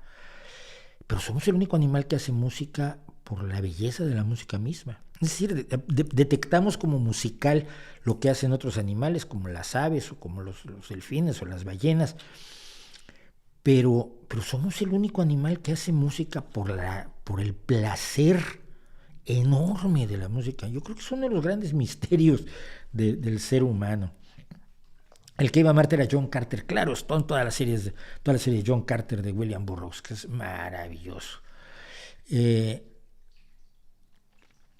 Bueno.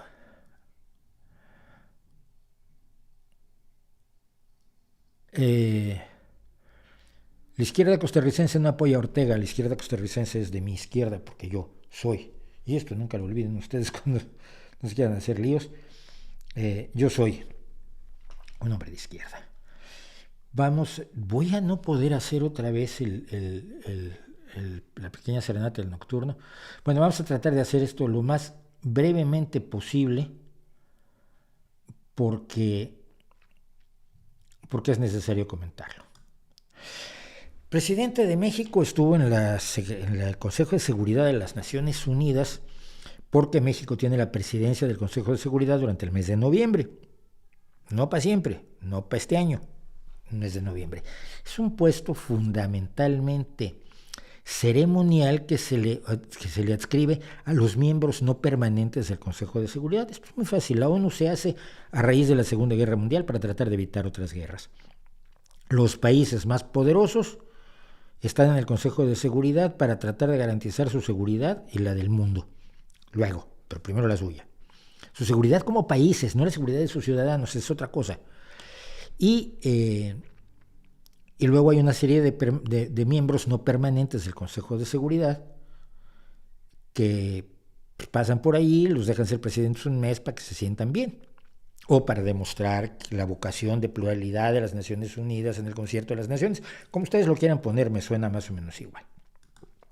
El Consejo de Seguridad de la ONU tiene entre sus funciones, y lo tengo que volver a buscar aquí porque no lo alcanzo a leer en pantalla,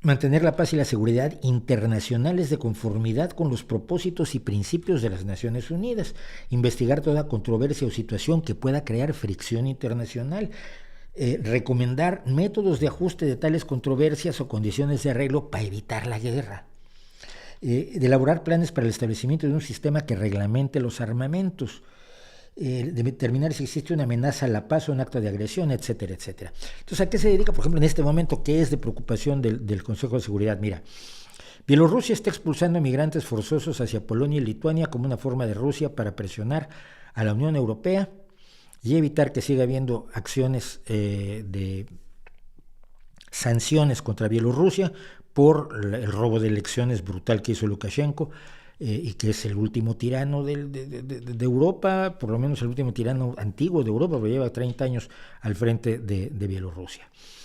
Está el problema de la guerra de Yemen.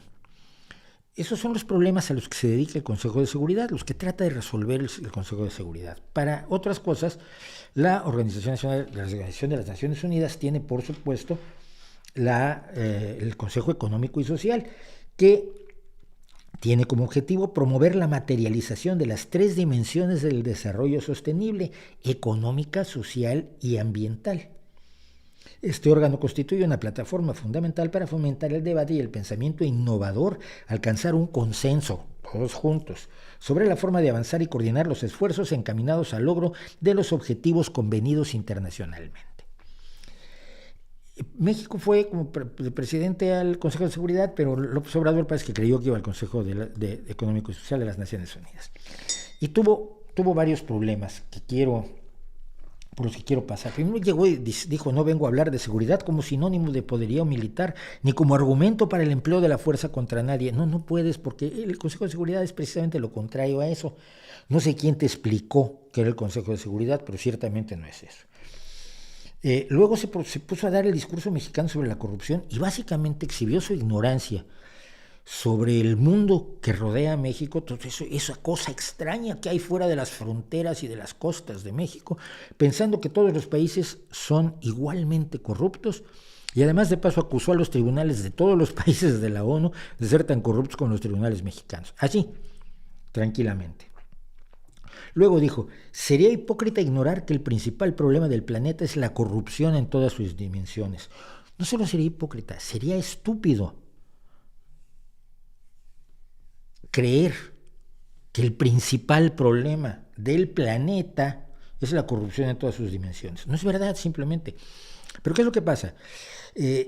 La visión simplista que reduce los problemas a una sola causa, a una causa principal, y luego además asume que es muy sencillo resolverlo y que si los otros no lo han hecho es porque son estúpidos, es la esencia del pensamiento, por llamarle así, del López Obrador.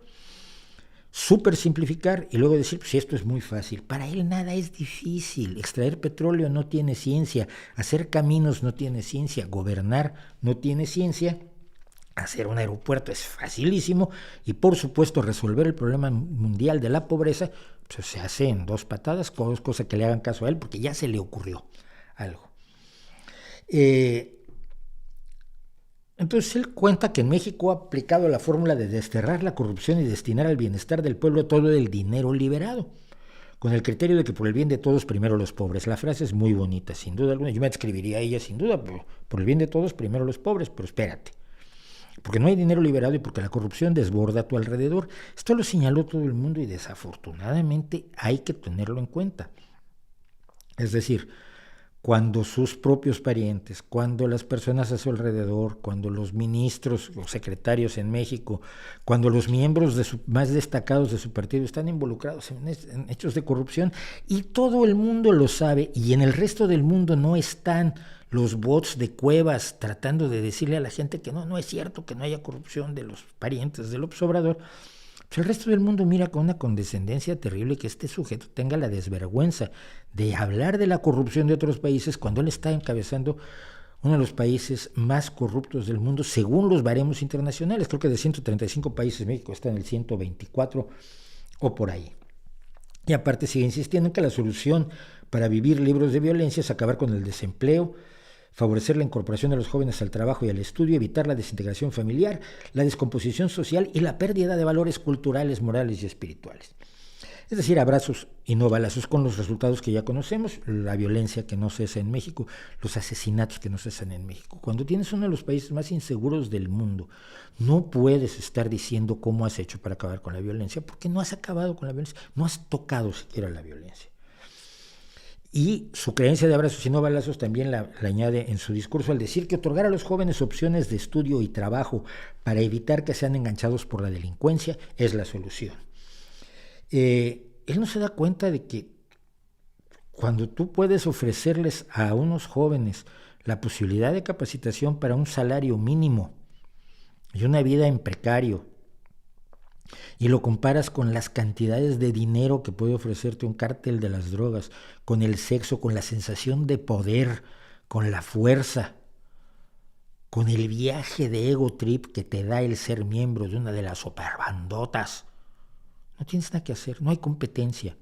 A las bandas hay que atacarlas y destruirlas. No puedes competir con ellos diciendo, mira, aquí te ofrecen tantos millones y tantas, y joyas, y sexo en gran medida, y poder sobre otros, y la sensación de matar. Y aquí tienes un trabajo honrado de sueldo mínimo. Claro, la gran mayoría de la gente, por supuesto, va a no optar por la delincuencia. Pero basta con que un porcentaje muy pequeño opte por la delincuencia para que tu creencia en que el desarrollo en contra de la pobreza va a terminar con la violencia se vaya al caño. Mira, en los países más ricos del mundo hay gente ultraviolenta y eso existe por motivos distintos de la pobreza. Y además dice, con el mismo criterio estamos enfrentando el fenómeno migratorio. Las acciones fundamentales no son las coercitivas. Y aquí sí la vergüenza ya llegó al máximo, porque aparte que México ha estado golpeando delincuentes, como lo señaló el presidente de Human Rights Watch, hace unos días antes, 2 miembros de la Guardia Nacional mataron a 2 inmigrantes guatemaltecos en México. Por no pararse en un retén, les dispararon como si fueran delincuentes, los mataron como perros. ¿Con qué cara vas a las Naciones Unidas a decir estas frases? Y luego finalmente llegas a nunca en la historia de esta organización se ha hecho algo realmente sustancial en beneficio de los pobres. Pero nunca es tarde para hacer justicia. Yo traigo el bienestar y la vida. Es tiempo de actuar contra la marginación. Y esto es absolutamente falso. Mira, la percepción de López, como la percepción de muchísima gente, es que las cosas están peor que nunca, estamos en una decadencia horrorosa y hay más pobres que nunca. Los hechos son estos. La pobreza se está concentrando en el África subsahariana. La pobreza está disminuyendo desde 1990 de una manera impresionante, de una manera que debería llenarnos además de orgullo,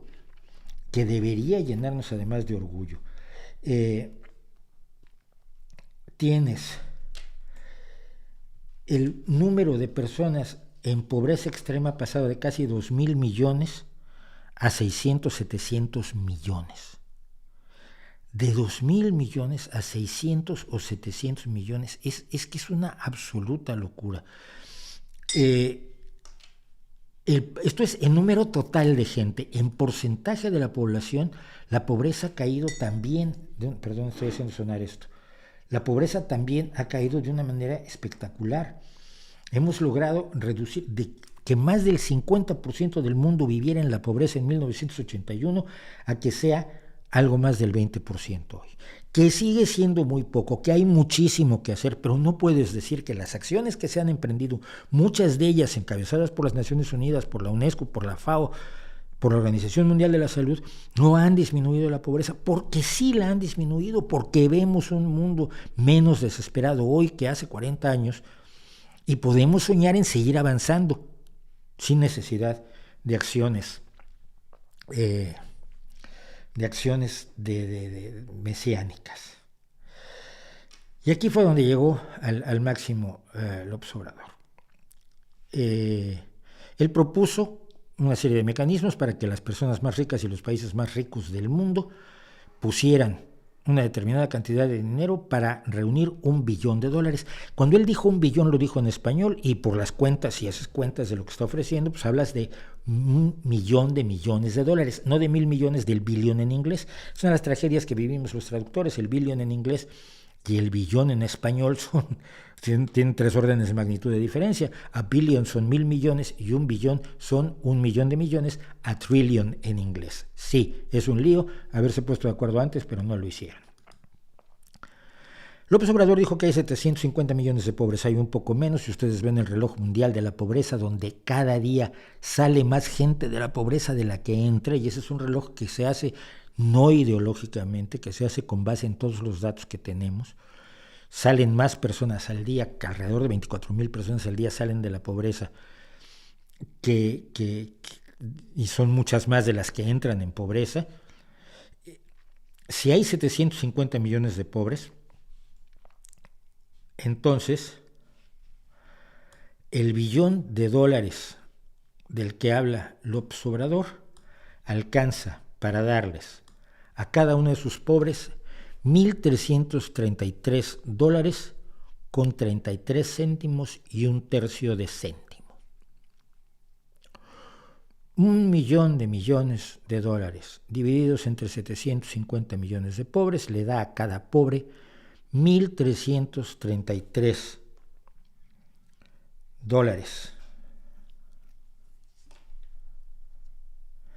Pregúntale a cualquier experto en pobreza, a cualquier experto en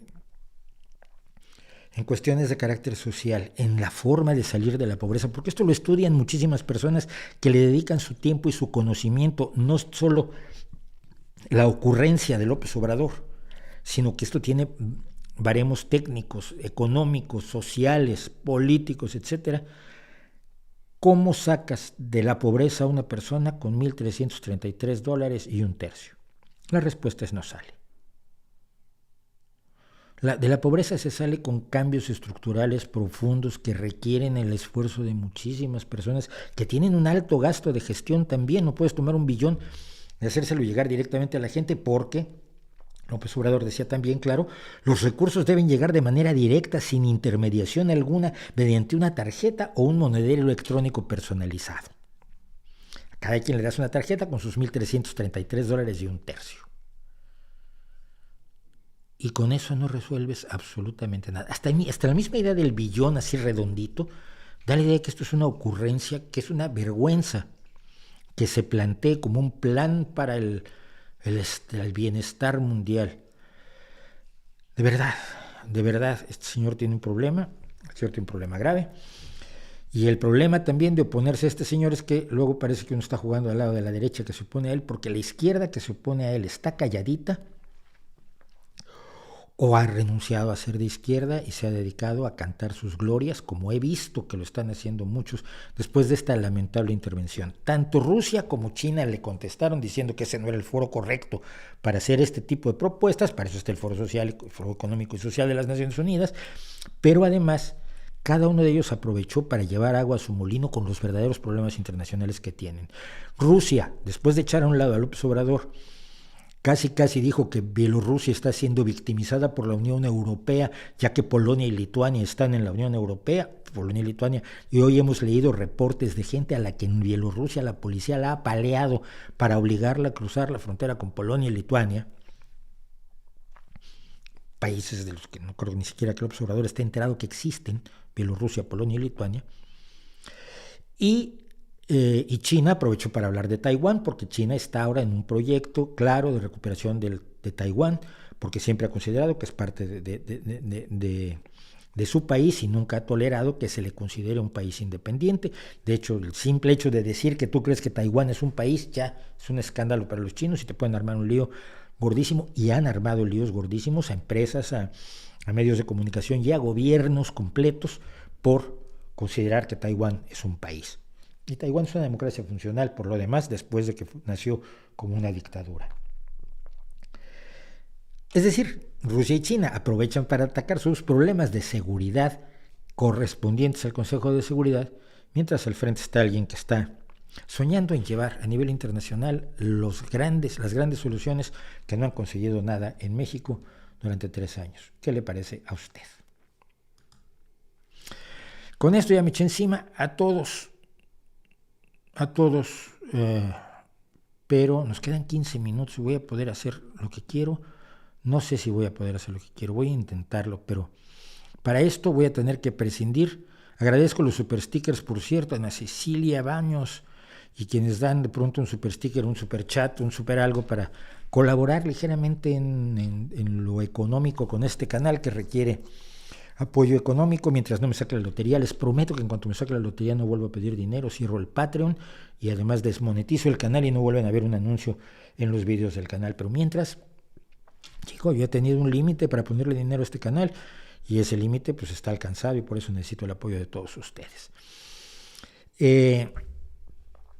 A riesgo de quedarnos sin poesía, pero no, primero vamos a hacer poesía y luego vemos todo lo demás.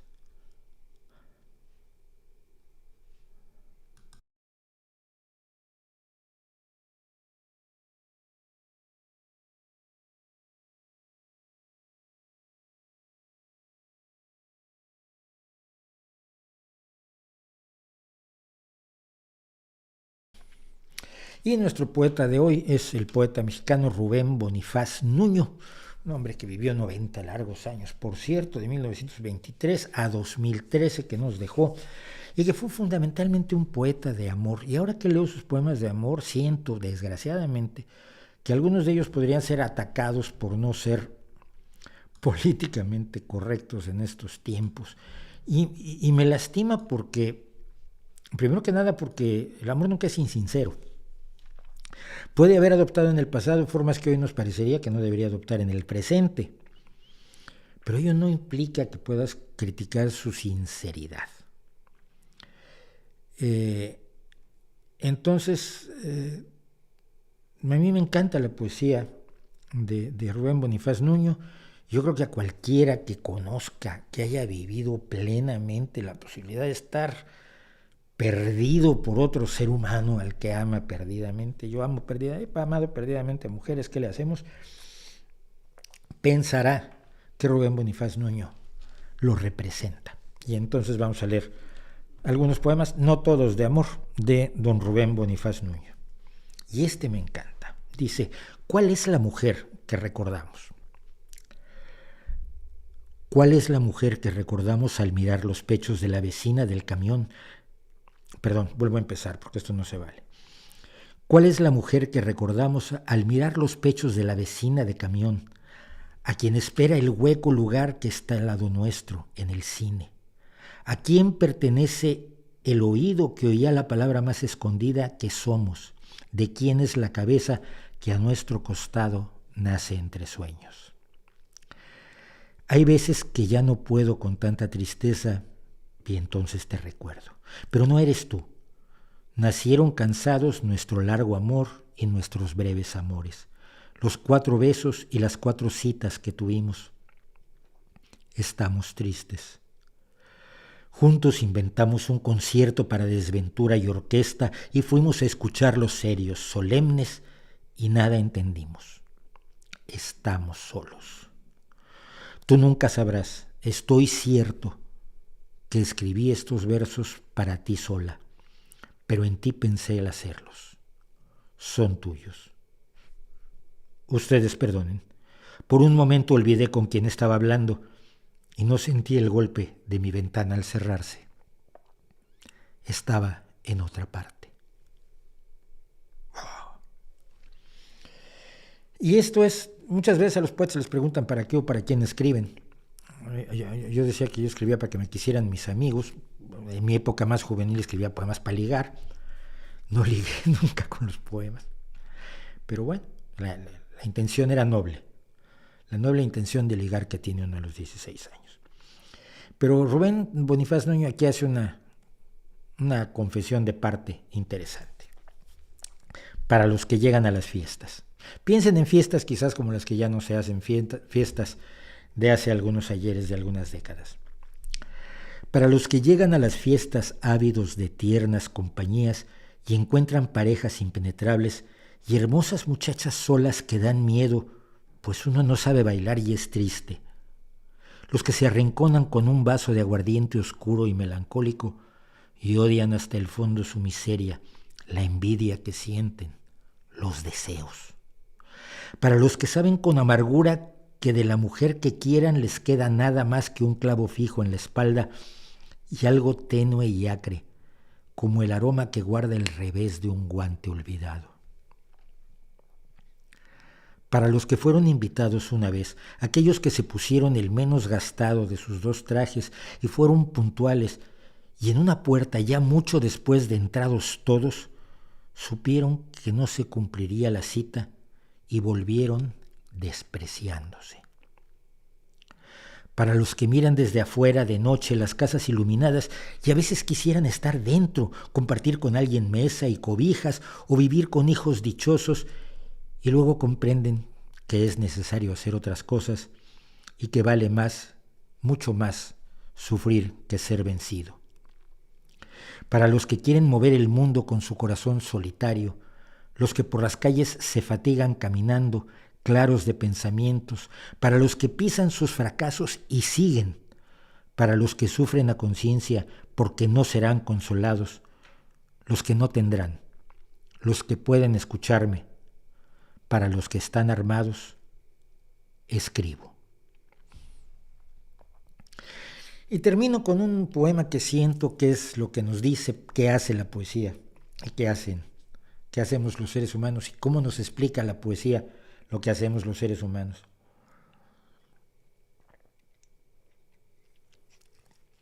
Todavía hoy anoche discutía yo con alguien en Twitter sobre si la filosofía no era solo literatura, salvo que la literatura está bien escrita, por lo tanto vale más que la filosofía.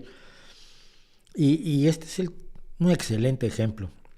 Qué fácil sería para esta mosca.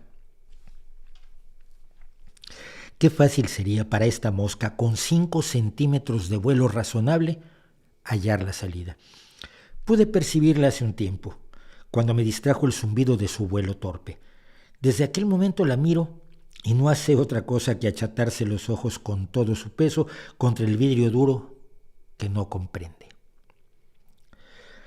En vano le abrí la ventana y traté de guiarla con la mano. No lo sabe, sigue combatiendo contra el aire inmóvil, intraspasable. Casi con placer he sentido que me voy muriendo, que mis asuntos no marchan muy bien, pero marchan, y que al fin y al cabo han de olvidarse. Pero luego quise salirme de todo, ver, conocerme, y nada he podido. Y he puesto la frente en el vidrio de mi ventana. Uf, con don Rubén Bonifaz Nuño, que como a todos los poetas que pasan por aquí, y que ya son alrededor de 40, le damos las gracias por esto que nos da. Y voy a intentar, aunque sea brevísimamente, esto.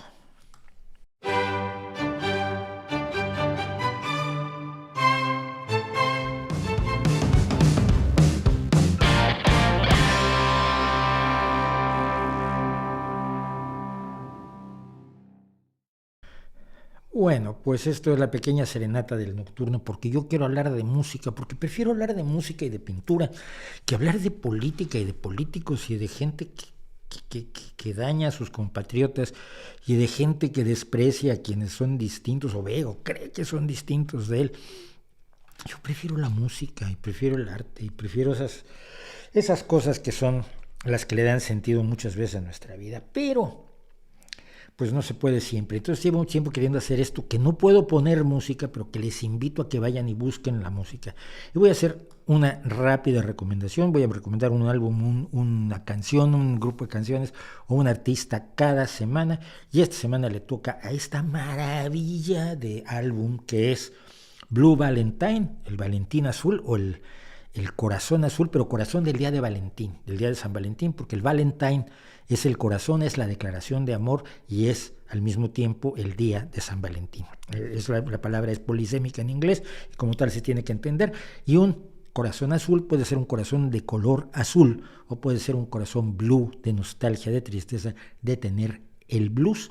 Y este fue un disco que sacó Tom Waits, si mal no recuerdo, en 1998. No me hagan caso, creo que no.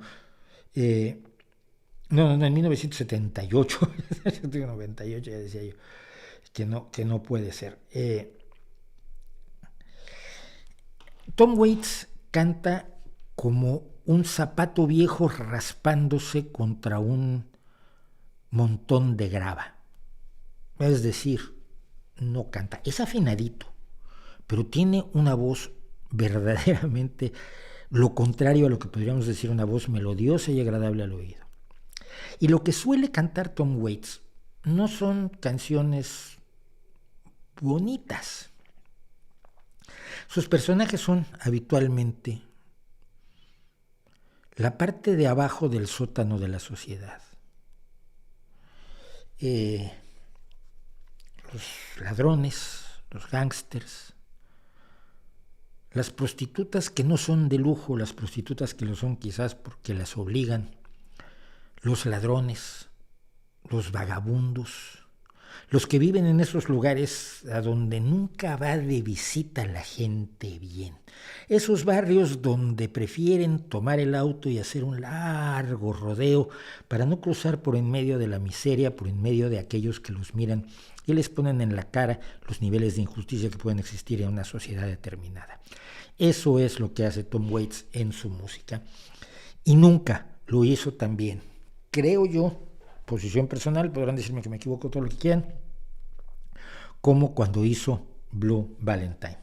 Por sanidad mental, me van a tener que permitir que busque cuándo salió, porque las fechas las estoy haciendo líos y es cruel hacerle eso a un disco tan maravilloso como este. Así que permítanme un segundo. Blue Valentine de Tom Waits es un álbum de 1978, efectivamente en Asylum Records.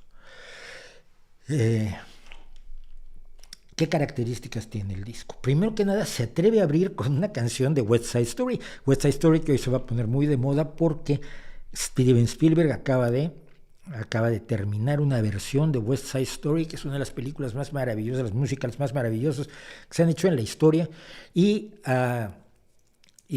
Steven Spielberg acaba de hacer un remake que yo le tengo muchísimo miedo. Vi los trailers el otro día que fui a ver los Eternals y la voy a tener que ver, pero la voy a ver con mucho miedo porque me impresiona enormemente la película original por su coreografía. La música era del musical original de Leonard Bernstein, que es un genio de la música, pero la coreografía, la recreación visual del mundo de los colores dentro de la oscuridad del lado oeste de Nueva York, pues me pareció excelentemente bien lograda en la película. No recuerdo quién la dirigió, creo que fue CMX, pero pues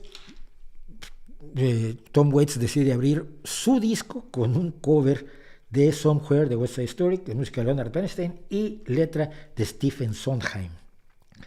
Y luego se dedica a cantarle a esa gente a la que le canta. Red Shoes by the Doctor, por ejemplo, o Zapatos Rojos junto a la farmacia o la botica.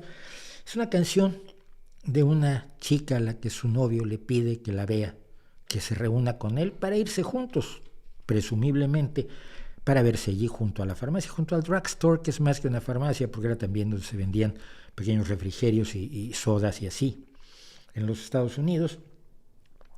Y ella se queda esperándolo, y se queda esperándolo para siempre, porque la policía lo ha detenido en una joyería, tratándose de robar un anillo de diamante que sea adecuado para pedirle a su chica que se case con él. Esto pone las bases de lo que va a ser el resto del disco, que no voy a contar completo, pero hay dos cosas. Por ejemplo, Christmas Card from a Hooker in Minneapolis es la tarjeta navideña de una prostituta de Minneapolis, donde esta prostituta le escribe a un antiguo amor y le dice que bueno, le está bien, que está embarazada, que tiene un tipo que es buena persona, que la quiere y que está cuidando al otro niño que tiene, que presumiblemente es del que está, aquel al que le está mandando la tarjeta navideña, y que van más o menos bien y que a veces piensa en él y le cuenta una historia, de estas historias de hadas que se hacen mucho quienes se han atrevido a soñar y no han tenido la oportunidad de hacer realidad sus sueños, y al final le dice, pues en realidad no es cierto, ni conozco a ningún tipo, ni estoy viviendo en un piso así, ni tengo la vida que te he dicho, pero creo que me van a dar la libertad de palabra, bajo palabra, en tal fecha, y dejándole contar como, y si puedes, pues vendrás a verme. Una canción que para mí fue muy importante por razones rarísimas fue Romeo is Bleeding. Romeo is Bleeding, Romeo está sangrando. La usamos alguna vez para jugar un grupo de música que yo dirigía, y la utilizamos para hacer una serie de improvisaciones porque tiene una estructura en menor que se presta al juego musical. Y me acuerdo que hicimos una tarde en la escuela, pero porque todavía estábamos en el bachillerato y verdaderamente lo pasamos como... Yo ya no estaba en el bachillerato, pero algunos de la banda sí, y además ensayábamos en el bachillerato, me prestaban una sala, e hicimos una improvisación maravillosa, irrepetible, de Romeo is Bleeding. Y Romeo está sangrando porque le han metido un balazo. Le han metido un balazo porque se enfrentó con un policía al que logró matar, sin embargo, de un navajazo. Y llega Romeo con su banda, y Romeo es mexicano, como lo sabemos al final de la canción, porque es un pachuco, y porque al final se habla y se grita mucho en español, pero dejando claro de pachuco que es el gángster mexicano, el tipo mexicano de la Segunda Guerra Mundial y posterior, los que fueron a trabajar a Estados Unidos para sustituir a los obreros que se habían ido a la Segunda Guerra Mundial. Y Romeo está sangrando, pero no te darías cuenta, y él se lo toma muy serio y se enciende un cigarrillo y pide, y alguien se saca un cigarrillo y alguien se lo enciende rápidamente, y todos lo admiran porque se está muriendo frente a ellos, pero sin decir absolutamente nada. El honor de los delincuentes, si tú quieres, y a lo largo de la canción Romeo se va muriendo, es absolutamente espectacular. Pero quizás la canción con ella quiero terminar, que a mí me lo cuenta todo, es Kentucky Avenue, porque es una canción de recuerdos infantiles, de niños que se cuentan cosas que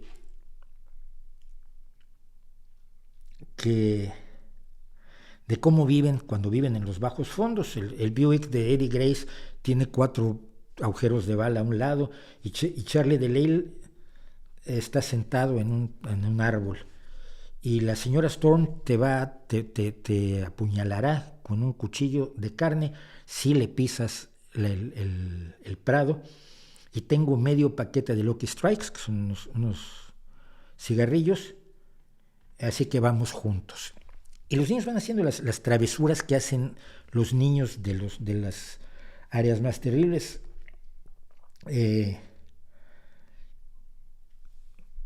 Por ejemplo, Dickie Faulkner tiene una navaja automática, o te voy a enseñar las costras que tengo en la rodilla. Estas cosas de niños que van haciendo travesuras y contando la sordidez de cuánto los rodea, hasta que uno le dice al otro, finalmente lo que voy a hacer, vamos a salir de aquí. Voy a tomar los rayos de tu silla de ruedas y las alas de una urraca, y te los voy a atar a los hombros y a los pies. Le voy a robar una sierra a mi papá y le voy a cortar, te voy a cortar los soportes de los brazos, de las piernas, con lo cual suponemos que el chico, el amigo, tiene poliomielitis, y vamos a enterrar esas abrazaderas esta noche en el campo de maíz. Ponte una llave de iglesia en el bolsillo, nos subiremos a un tren de carga y nos iremos por el desagüe hasta Nueva Orleans en el otoño. El valor de la amistad y la posibilidad del cariño en las condiciones más duras. De eso cuenta las cosas Tom Waits, y por eso les recomiendo enormemente esta maravilla de disco, Blue Valentine, Tom Waits.